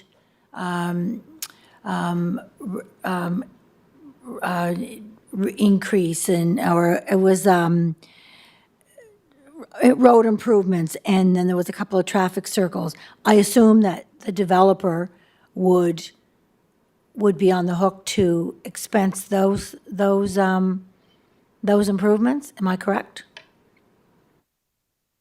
Through the chair, I would wager, well, I can say with some confidence that any upgrade to that connection at Lilac and Gamwell, where the bend is, the 3-way stop, scoring off of that, any changes to the grades of that road, in all likelihood, we would compel the developer to help cover the cost on that. The traffic calming measures and the turning circles, those were, I guess what's the right way to say this? Those were informed suggestions that the traffic study said if you are concerned that there might be increased speeding or safety impacts from increased traffic volumes in the surrounding neighborhood, these are safety measures that the city can employ to mitigate that. The problem is that you won't know whether those impacts exist until at least a year or two or more after the development were to be in place, to know whether those measures are even needed or not. So I can't say with confidence whether or not we would compel the developer to front the cost on putting in speed humps and those turning circles. And I would, it's not my call to really make as development manager. It's really a call of Public Works to inform through the future permitting process what they would want the developer to front cost on. And again, those are periphery things that are further out in the neighborhood. I can't say with confidence whether or not we can compel the developer to pay for speed humps and turning circles, but certainly I think there's grounds that we can ask for coverage of costs on intersection upgrades, which are immediate to the development, and that being that intersection at Lilac Gamwell, and I'll call it the laneway into the development to the southeast. So all of these things couldn't be put into a development agreement, is what you're saying? Through the chair, I'm not going to say they can't. I just can't confirm whether they will, if that makes any sense. Again, I think if this rezoning gets approved and the land use rights are in place to allow this to happen, then there's a further conversation that has to take place among planning, Public Works, and the developer before they before they apply for permit. Yeah, just given that there was so much. And I'll just add that the CDA zone, it would trigger us to arrange for a development agreement. Okay, thanks. Yeah, I was just, given the amount of feedback that we heard at the public meeting, I just wondered what, how that could be addressed. So thank you. I'll just turn it over to the board now. Counselor McCabe? No, and I'm glad you asked that. When we're trying to look at something like this, and every department has their own responsibility. So planning's looking at land usage, Public Works looks at the infrastructure and traffic. And then we're expected to vote tonight on a change of use when we really, you're seeing what Public Works' concerns are, and there's quite a few of them. Like, this is just the land use, and I know even to go to that next stage, province has to sign off due to the proximity of the in-out close to bypass lights. We have Public Works that are saying, where they're coming out as their second access really isn't set up properly because it's on a curved turn. So that all has to be done. Are you saying that has to be done, or that would be recommended to be done? Because it needs tweaking. There would need to be some thought into how an access is improved. So what happens if do they have to improve the access before any kind of development can begin? Or once we approve this, they can start the development?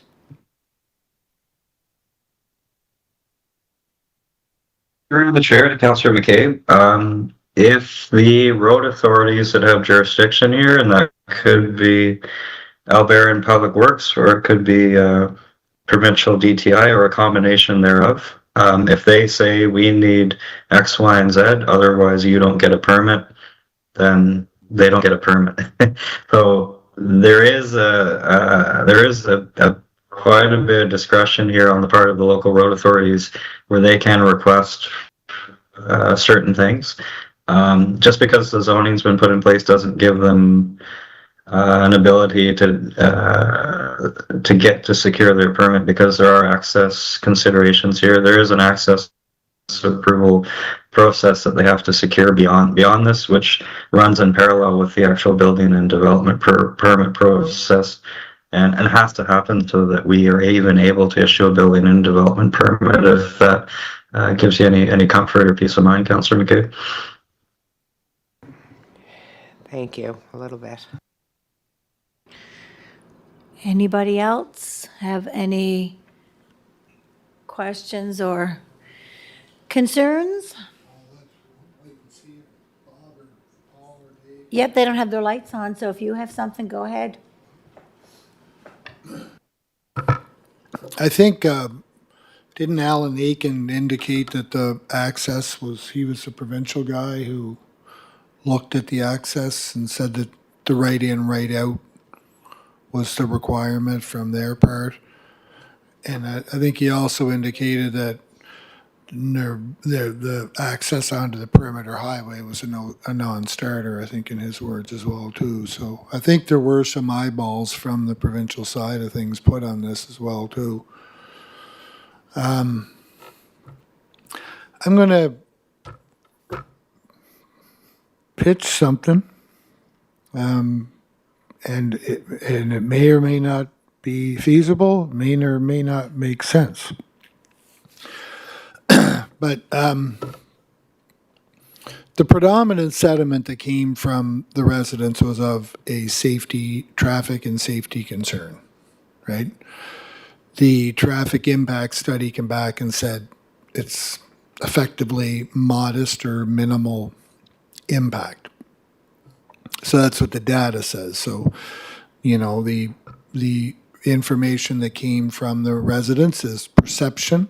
The impact study comes back, the request was made, impact study comes back that it is a modest increase.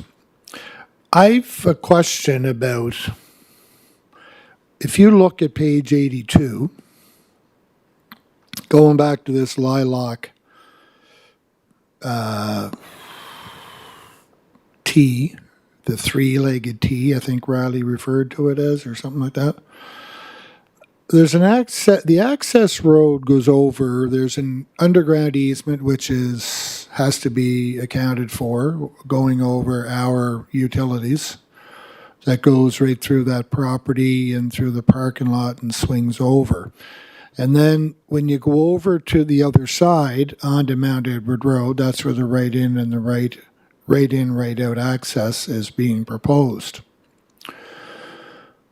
Further west, we have a transit corridor that currently exists in the form of the Confederation Trail. That those that live in, what's Nick Jay's development called? What's the development on the west side of Mount Edward called? What? St. Martha's Court. St. Councillor Martha's Bear. Court, thank you.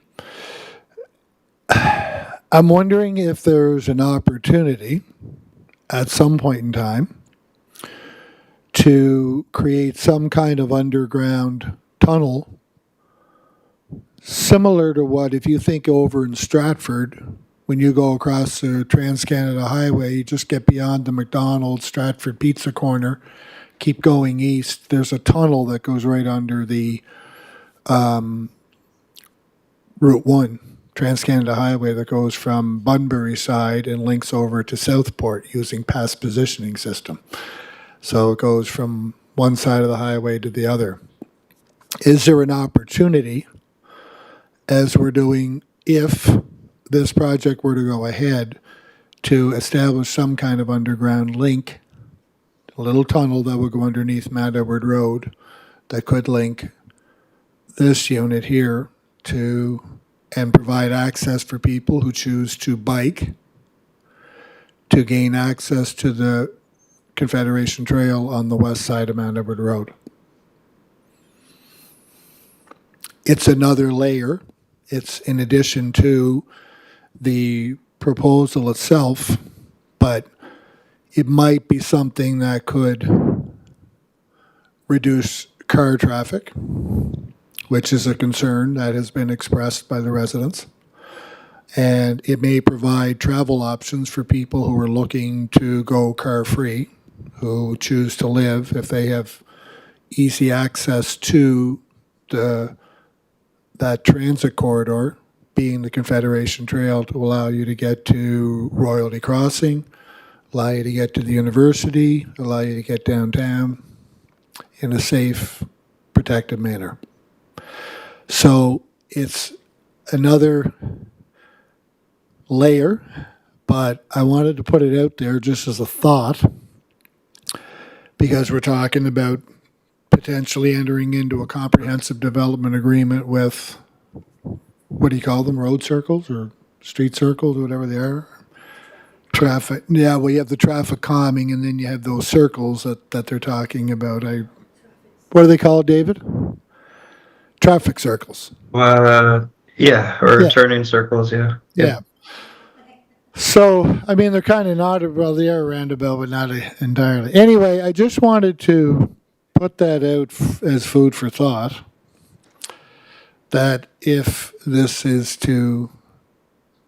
were to proceed, is that a possible option? I think what it does is it opens up access from that whole east side of Mount Edward Road over to the west side, and can change things a little bit. Just something for people to chew on. David, do you have any comments on Councillor Beck's suggestions? Through the chair, I think it's a very interesting and novel idea, to be quite honest. And there's a lot, I can see it being,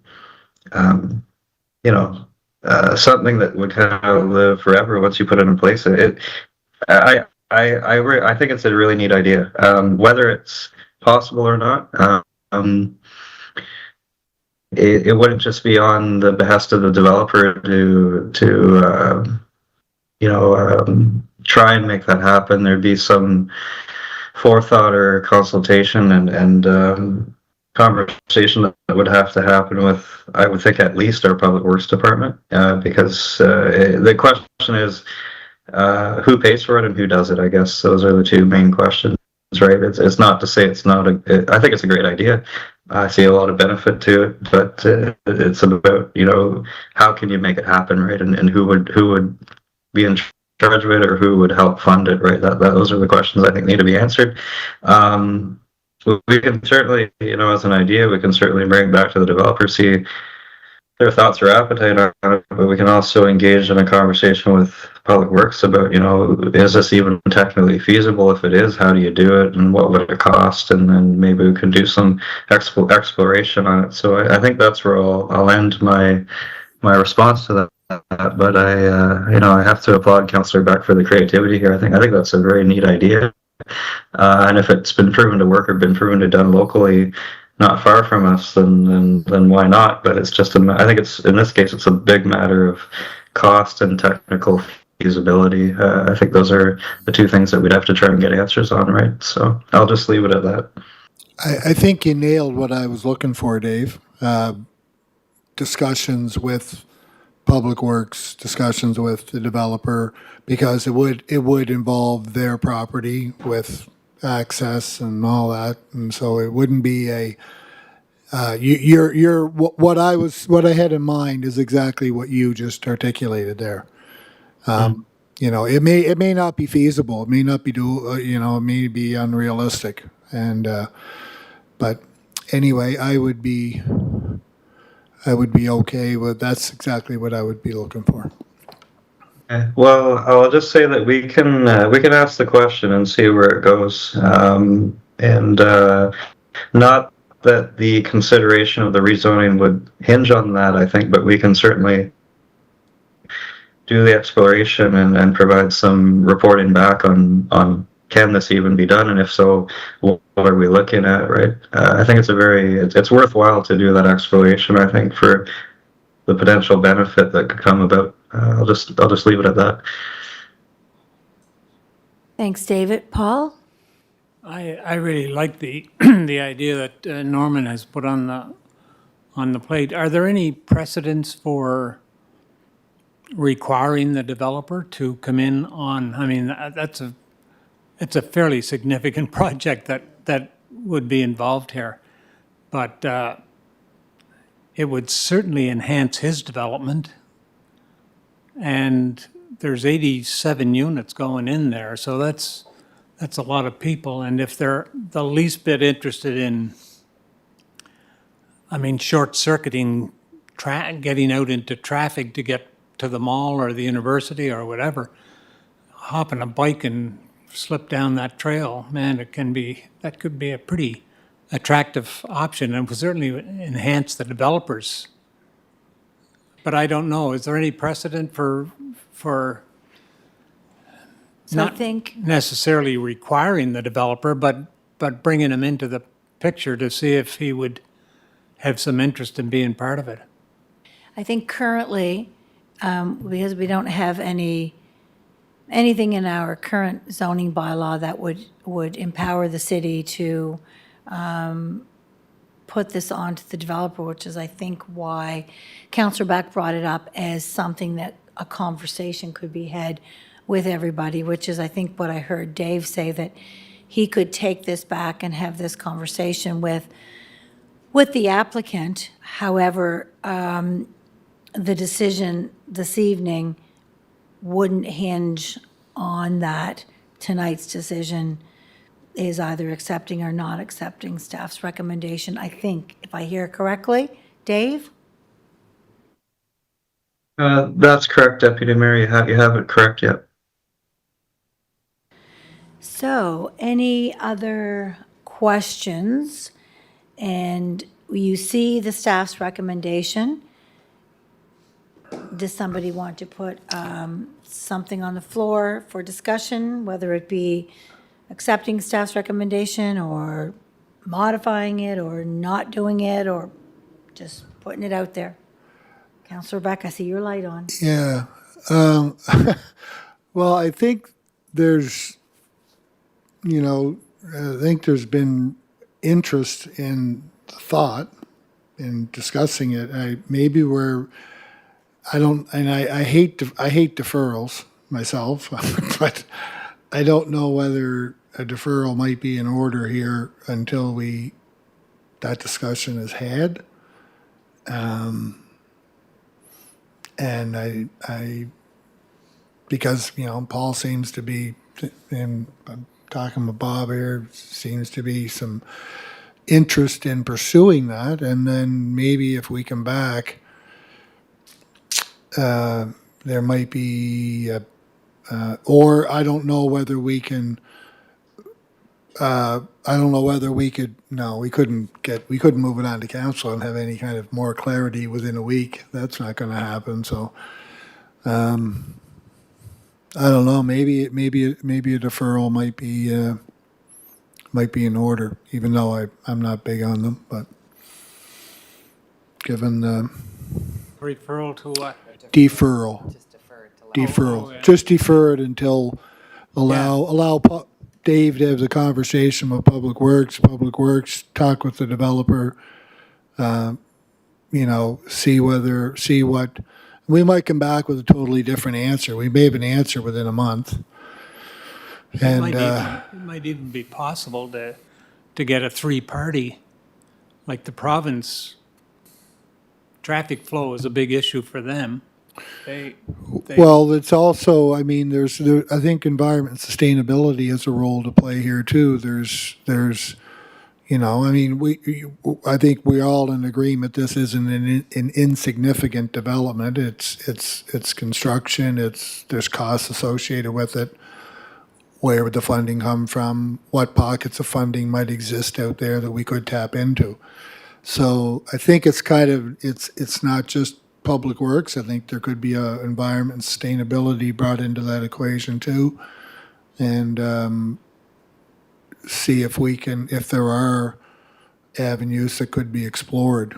And so I think I would be prepared to move a deferral until that discussion was had with those various departments, or who would have to be brought into the table, and with the developer himself, and see if there are some things. And I don't like stalling projects, and I don't like tying up time if we don't have to, but it might be prudent in this particular situation. Madam Chair, Yes. is this a concurrent application, or, assuming the rezoning is going forward, the developer's gonna, bring back the same application, right? With the site plan and everything? Or is it, So this is a rezoning and official plan amendment request. right, but, but in case, in order to be able to get a development permit, the developer would have to bring back the same, the proper site plan and, Yes, you are absolutely yeah. correct. Yep. Like Yeah, tonight, so- the only thing we're doing right now is saying yes or no to a rezoning and an official plan amendment. There's many steps still left, permits, plans, et cetera, that still would have to come forward. Am I right? Right. So you're not wrong. Like, the decision upon us is a rezoning and an official plan amendment request. That's all. Correct. And in that case, the concern that has been raised by the members here, will it not be addressed? This is a question to the, the staff at from the planning department. Will it not be addressed at or will the council, or for that matter, the planning board, would not have a chance to address those concerns during the development permit phase? So the development permit stage could very well not be something that would require planning board if it's as of right. Am I correct, David? Yeah, to answer Sten's question, Deputy Mayor, the planning board has no involvement in the permit part once it gets to that stage. So really, this is the moment, or this stage that we're at is the moment for planning board to exercise their involvement. But once we're at the permit stage, then That's at the operational staff level. Hmm. No, thanks, David. And in that case, I think, Councillors Beck, concern is, and then decision to kind of, recommendation to defer this makes sense. Okay. So, I'll put a, yes, go ahead. sorry, I'll put a motion to defer it if it requires, unless Councillor Beck wants to put a motion there. So you say you'll second the deferral? Yes, Madam Chair. Okay, so there's a deferral on the floor. Counselor Beck moved it, seconded by Sen. Does anybody want to speak to the deferral, or do we want to vote? Silence must mean question. All those in favor? No, just want to make sure what we're deferring. I want to explicitly state the reason why Okay. we're deferring. Yep, if I was to hear you correctly, it was to explore and address some of these traffic concerns, one being a potential tunnel. And I would assume the other traffic concerns at the same time, but you go. No, ahead. it It's your wasn't really deferral. the other traffic concerns. It was Okay. kind of looking at more the traffic impact study is what the traffic impact study is. They went through, residents requested it, it was done, the information is reported back. I think that's kind of a separate thing that what I am requesting is to have our Public Works Department, potentially our Environment Sustainability Department, and engage, and David or planning, whoever, to engage in conversations with the developer to see what possibilities, how we may potentially look at something like this, a tunnel linking the east side of this property area over to the Confederation Trail, to see whether it can be done. You can, please do. I love your idea, Counselor Beck. That's kind of something that we would do in larger scale developments. My only concern with this is it's not something that was included in the traffic impact study. It's outside of that realm. We're dealing with a proposal that, for a tunnel that would essentially funnel traffic, because I'm assuming you're talking also vehicle traffic. No, just bicycles? Pedestrian, bicycles, Through to St. Martha's Court. My personal opinion as a planner, I think the cost to do something like this would outweigh the pro forma for that building financially and would render that undevelopable, that site. You're looking at millions of dollars to tunnel underground for a pedestrian tunnel, could be. whether it's vehicular or pedestrian, and that's just my opinion. You can continue to explore this, but I do think this is outside of the realm of the traffic impact study. Thank you. Yeah, and I wasn't connecting it to the I was trying to see if there's a way that we could help reduce traffic somehow. And in addition, it kind of separate from the traffic, and it may be unfeasible, Laurel, and that's anyway. I just wanted to put it out there for consumption. Madam Chair, just for clarification, I'm getting a little confused here. I thought we were looking for an environmental impact, as Councillor Beck earlier mentioned, and to look at the public works.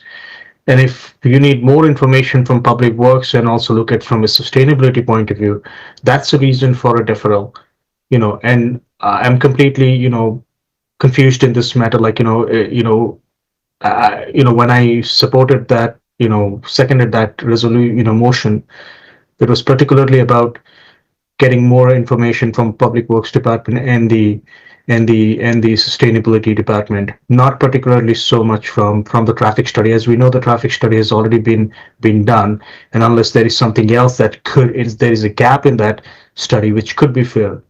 Can somebody clarify? in this matter? Like, where are we going forward? Well, I can ask Counselor Beck to clarify. It's, Again, It says deferral. I'm not questioning the traffic impact study. That's not what I was looking to discuss or debate anything about that. It was purely on the other matter. I don't know if that helps to clarify or not, Sen, but I'm not really looking for further discussion on the traffic impact study. Yeah, and I thought so that, and I thought that that was the case, just to understand, get a feedback from the Public Works Department on the potential implication of this rezoning, and from Sustainability Department. If I'm correctly understanding your point, that's exactly you wanted to clarify, what the impacts might be from a Public Works point of view or sustainability point of view. Am I correct on that, Councillor Beck? Yeah, maybe impacts, but again, is this feasible? Is this something that could be done? Is kind of and that's kind of why I wanted to engage those, whoever the players may be, to have the discussion to see whether this is something that could be conceivable and feasible. Feasible on the tunnel that you mentioned about, or feasibility of rezoning? No, it's not on the rezoning or on the traffic impact study. It's more, and can that be incorporated? Can something like this be done? Can it be done or not? Oh, okay. Okay, I misunderstood you earlier there. I Thank you. think that Counselor Beck has her light on, and although, I mean, you as the board can do what you want, I just worry that you're deferring, and we're going to be right back here next month with the same decision at hand, because although Counselor Beck has a very innovative and intelligent idea, I worry it's outside of the scope. But Counselor Beck, you have your light on?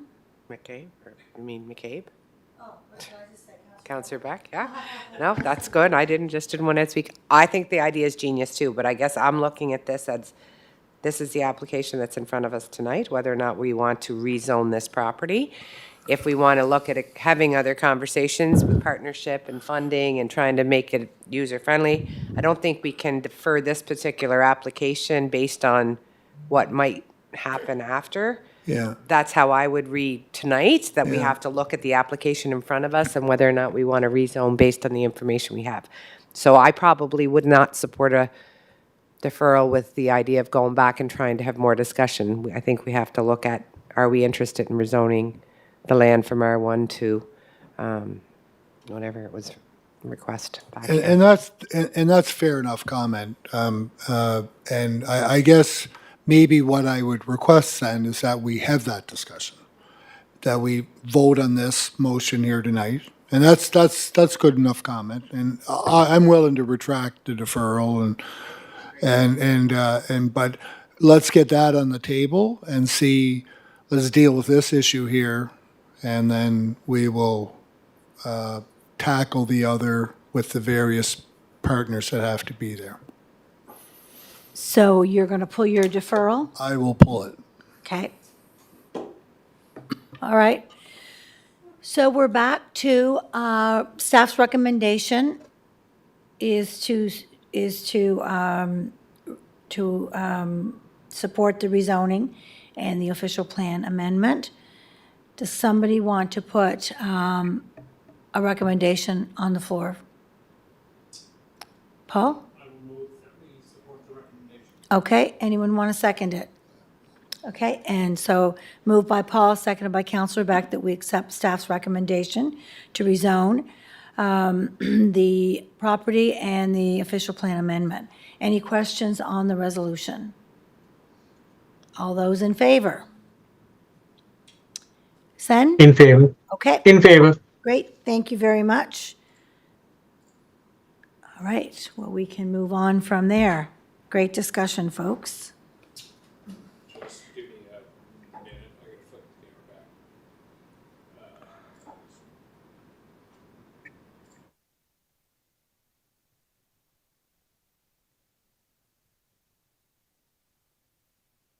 Okay. Okay, next on the agenda, I see it says prepared by Michael, but I am assuming you're here and you're presenting?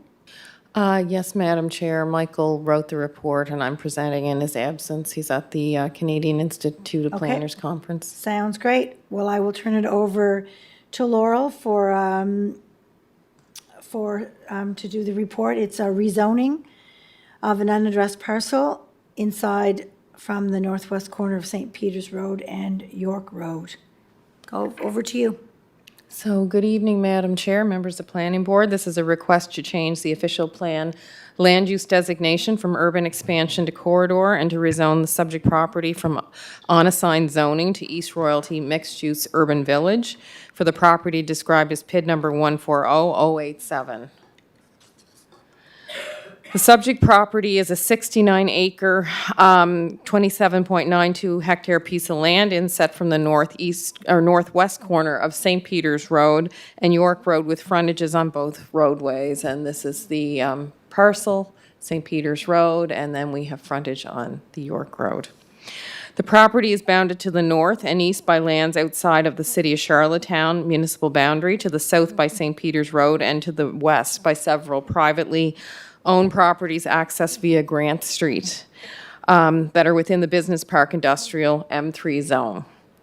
Other properties located near the site are zoned as ER mixed-use village village center and are without zoning as well. So this application is part of a broader and longer history of processes and applications that began in 2018, when the City of Charlottetown received a request for the city to service these lands and begin consulting the public related to a potential annexation in order to accommodate that servicing. Through the process outlined in the Prince Edward Island Planning Act, these lands and several adjacent properties were annexed into the city in 2022. So the area in red was annexed in. This was exempted out. Through the processes, in February of this year, the property was added to Ward 9. So due to the subject property's recent annexation into the city, the subject property is currently on-zoned and has no development rights. The application has been submitted in order to establish the base zoning rules that the subject property can be developed under. If this application were to be successful, additional applications for subdivision and building permits would need to be submitted and reviewed for compliance with the applicable zoning rules for that type of development. So in the planning evaluation under the current official plan, Charlottetown's recently adopted plan includes considerable support for growth on major corridors. Section 3.1, Growth Strategy, directs Charlottetown to leverage its development into positive and healthy urban growth. It also directs the city to balance infill growth with higher density development in nodes and along corridors. The official plan sections that direct future growth specifically direct the city to apply the corridor designation to parcels fronting on St. Peter's Road. Section 3.2.3 notes that medium and larger scale commercial destinations foster development that supports day-to-day life. This section also directs the city to assign the corridor land use designations generally along arterial roads. So the prior official plan, which was in force and effect when the application was received, also supports the application, most notably in Section 4, encouraging prosperity. Guidance in Sections 4.3, creating urban centers, includes guidance to support mixed-use development of major commercial centers. Guidance in Section 4.4 of the former official plan identifies St. Peter's Road as one of the Charlottetown's two primary corridors and directs Charlottetown to support commercial uses upon this corridor. So the East Royalty Master Plan, which is also a secondary plan in that area, it covers the lands near the subject property, and part of the guidance of both official plans envisions, both the official plan and the master plan for East Royalty envisions the lands adjacent to St. Peter's Road near the site as forming a village center. This plan supports the approval of commercial and mixed-use development on the parcels facing St. Peter's Road. No specific development is being proposed at this time, and this application is being sought to establish base zoning rights. By establishing the base development rights of the property, developers and potential users have more certainty in terms of the permitted uses, allowable forms, and parcel sizing required for the site. A development agreement will outline the terms and conditions of future development, ensuring that matters such as servicing, site design, and parkland dedications and individual land uses are addressed in accordance with the East Royalty Master Plan, the new official plan, and the future zoning and development bylaw are adhered to. I think I didn't skip across. So, legislative requirements. On June 25th, 2024, the city sent 15 letters informing landowners within 100 meters of the request to zone the subject property. The letters requested comments either by written submission and invited residents to speak at the July 10th, 2024 public meeting. In response to the city's 100-meter circulation letter, no responses were received.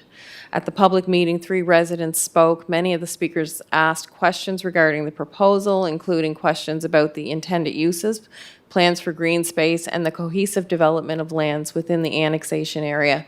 No speakers directly objected to the proposed zoning.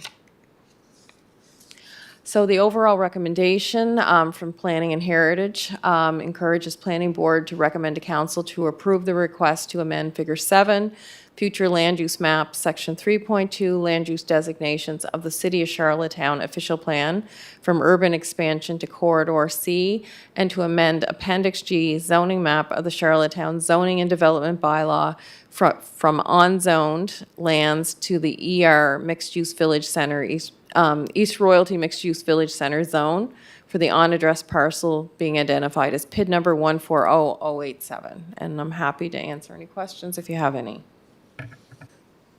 Thank you, Laurel. Any questions? Dave? Yeah, just a quick question. Do I understand this, that none of this is going to be zoned residential? It's all from the uses that I saw on the mixed use, East Royalty mixed use? Through the chair, yes. No, it is not zoned residential. It's to add to the village center in East Royalty.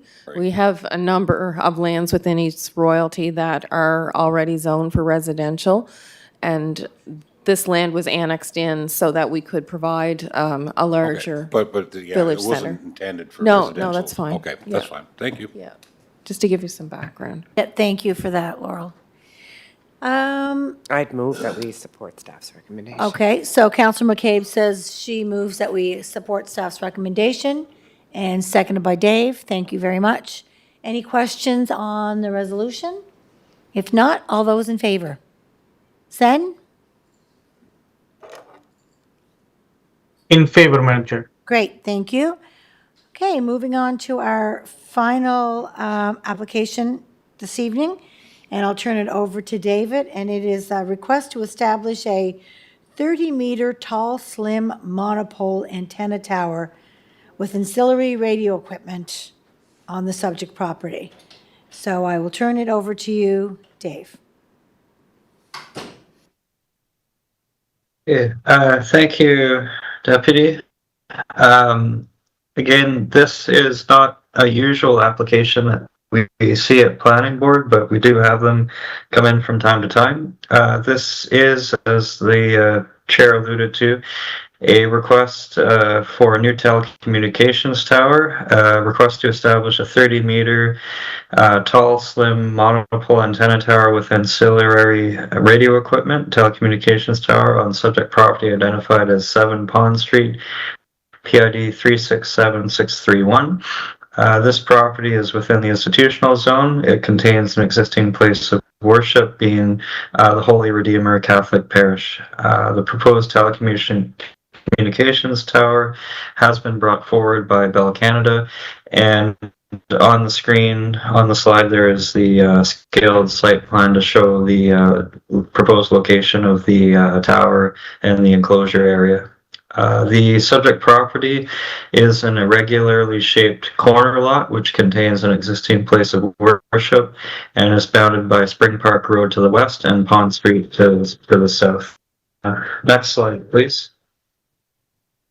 The proposed antenna system, as noted, will be 30 meters in height, containing a tall monopole telecommunication tower which will support one antenna and be located within an approximate 10 meter by 10 meter portion of the subject property. Proposed antenna system will be set back approximately 38 meters, 125 feet from Spring Park Road to the west, and will be set back approximately 60 meters, 196 feet from Pond Street to the south, and will be accessed via an existing driveway off of Spring Park Road. The 10 meter by 10 meter compound will be enclosed in a gated 8-foot security fence, which will remain locked at all times. Next slide, please. In terms of legislative requirements, City of Charlottetown passed a resolution on March 11th, 2019, which ceased utilizing the Canadian Radio Information Network Service, CRINS, to process telecommunication tower applications, and instead adopted the FCM Telecom Tower Protocol. As per Section 8 of the City of Charlottetown Antenna System Siting Protocol, if the proposed antenna system is not exempt from the public consultation process as per the requirements in Section 4, the proponent will initiate the following public consultation process, including issuing notice, undertaking written consultation, hosting a public information session where required, and reviewing the consultation results with the municipality. The applicant must send a notice by regular mail or hand-delivered a minimum of 30 days before the public information session to all affected property owners within 90 meters in this particular case, which is 3 times the height of the tower of the proposed antenna system. I'll just note that the circulation distance is a factor of 30 meters times the height of the tower. Next slide. The staff created the 90 meter buffer around the 10 by 10 meter portion of the subject property, which identified 7 affected property owners. The applicant sent out the notification package on April 16, 2026. I'll just note that the applicant was an agent of Bell Canada, being Ken Aker, a subcontractor company working on behalf of Bell Canada, indicated to us that one written response was received, which was neither positive or negative in nature, and simply asked whether there would be any interruption in service while the work was going on for the future installation. Next slide. This is just a copy of the notice that was put out by Ken Aker Limited on behalf of Bell Canada for the proposal. Next slide, please. And this slide and the next slide are just a copy of the actual letter that was sent out to affected property owners within the 90 meter circulation distance. So just sharing this just for planning board's information. Next slide. And that's the back half of the letter, which outlined the process, why we're doing what we're doing, and how you can get in touch and respond. Next slide. So, as stated in Section 2 of the City of Charlottetown Antenna System Siting Protocol, the ultimate role of the municipality is to issue a statement of concurrence or non-concurrence to the proponent and to Industry Canada. The statement considers the land use compatibility of the antenna system, responses of affected residents, and the proponent's adherence to the protocol. The municipality also guides and facilitates the siting process by communicating to proponents the particular amenities, sensitivities, planning priorities, and other relative characteristics of the area, developing the design guidelines for antenna systems contained in Section 6 of the protocol, and establishing a community consultation process where warranted, which I'll just note that the city does not have its own established consultation process. By working with proponents throughout the siting process, beginning with preliminary notification and the site investigation meeting, the municipality seeks to facilitate antenna system installations that are sensitive to the needs of the local community. Next slide, please. Just further to the legislative requirements, city staff are confident that the process identified in the City of Charlottetown antenna system siting protocol has been followed.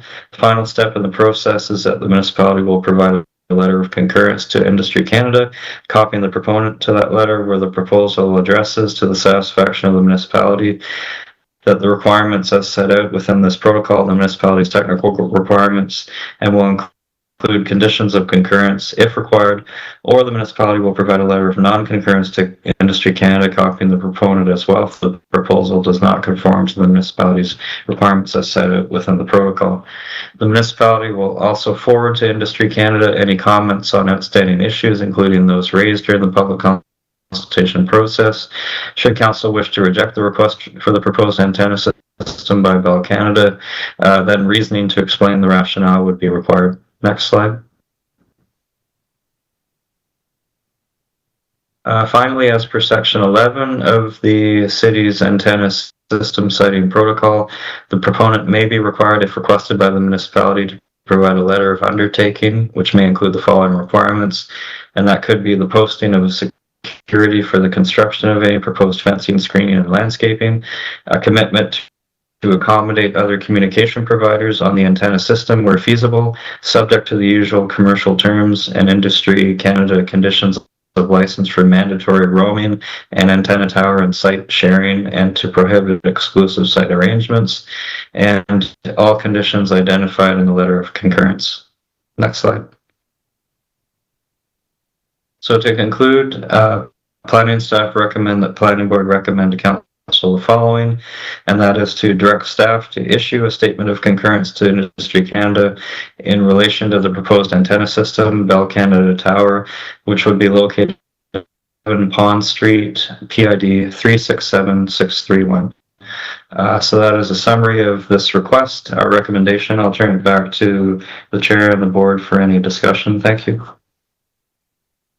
Great, thank you for that. Any questions from anybody? Yes, Councillor Beck? Yep.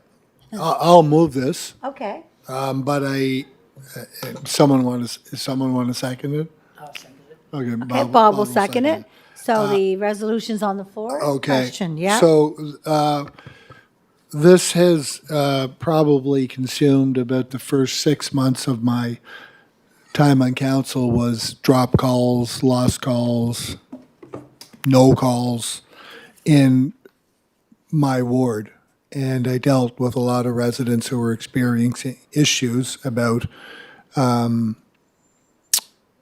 unreliable. I think you and I even had some conversations when you lost me, or I lost you, whatever. Still have it from time to time.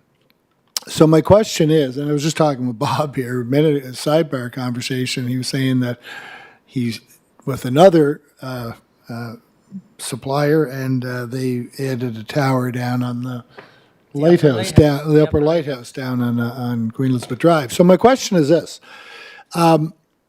what's the range in terms of benefit? I guess first of all, will there be an improved level of service for cellular users in the area, and how far is the reach or the benefit for? Because I'm assuming it would be in a radius of kilometers around from the tower. Like, how far-reaching is the impact or the benefit going to be from installing this tower above Holy Redeemer Church? Are you able to answer that, David? Dave, is that you? Can you answer that? Like, do you have that information? Through the chair, Councillor Beck, don't quote me on this, but like I had some engagement with Bell Canada's agents, and I was curious, so I asked the question, what would this do if it goes in there, and they said, well, it would increase signal strength, signal integrity, and I said, well, to what possible distance? And they said, within the first 2 kilometers of that tower, you're going to see a noticeable improvement, and anything even out to almost 10-kilometer distance from that tower, you might see some level of improvement. But in the immediate area within a 2-kilometer radius, which would cover a large portion of Charlottetown, but the immediate area, affected area, you'd certainly see an increase in capacity and likely a large reduction in drop calls. This isn't a massive tower by any means in the telecom world, but they said it would certainly boost local integrity for the cell network for sure.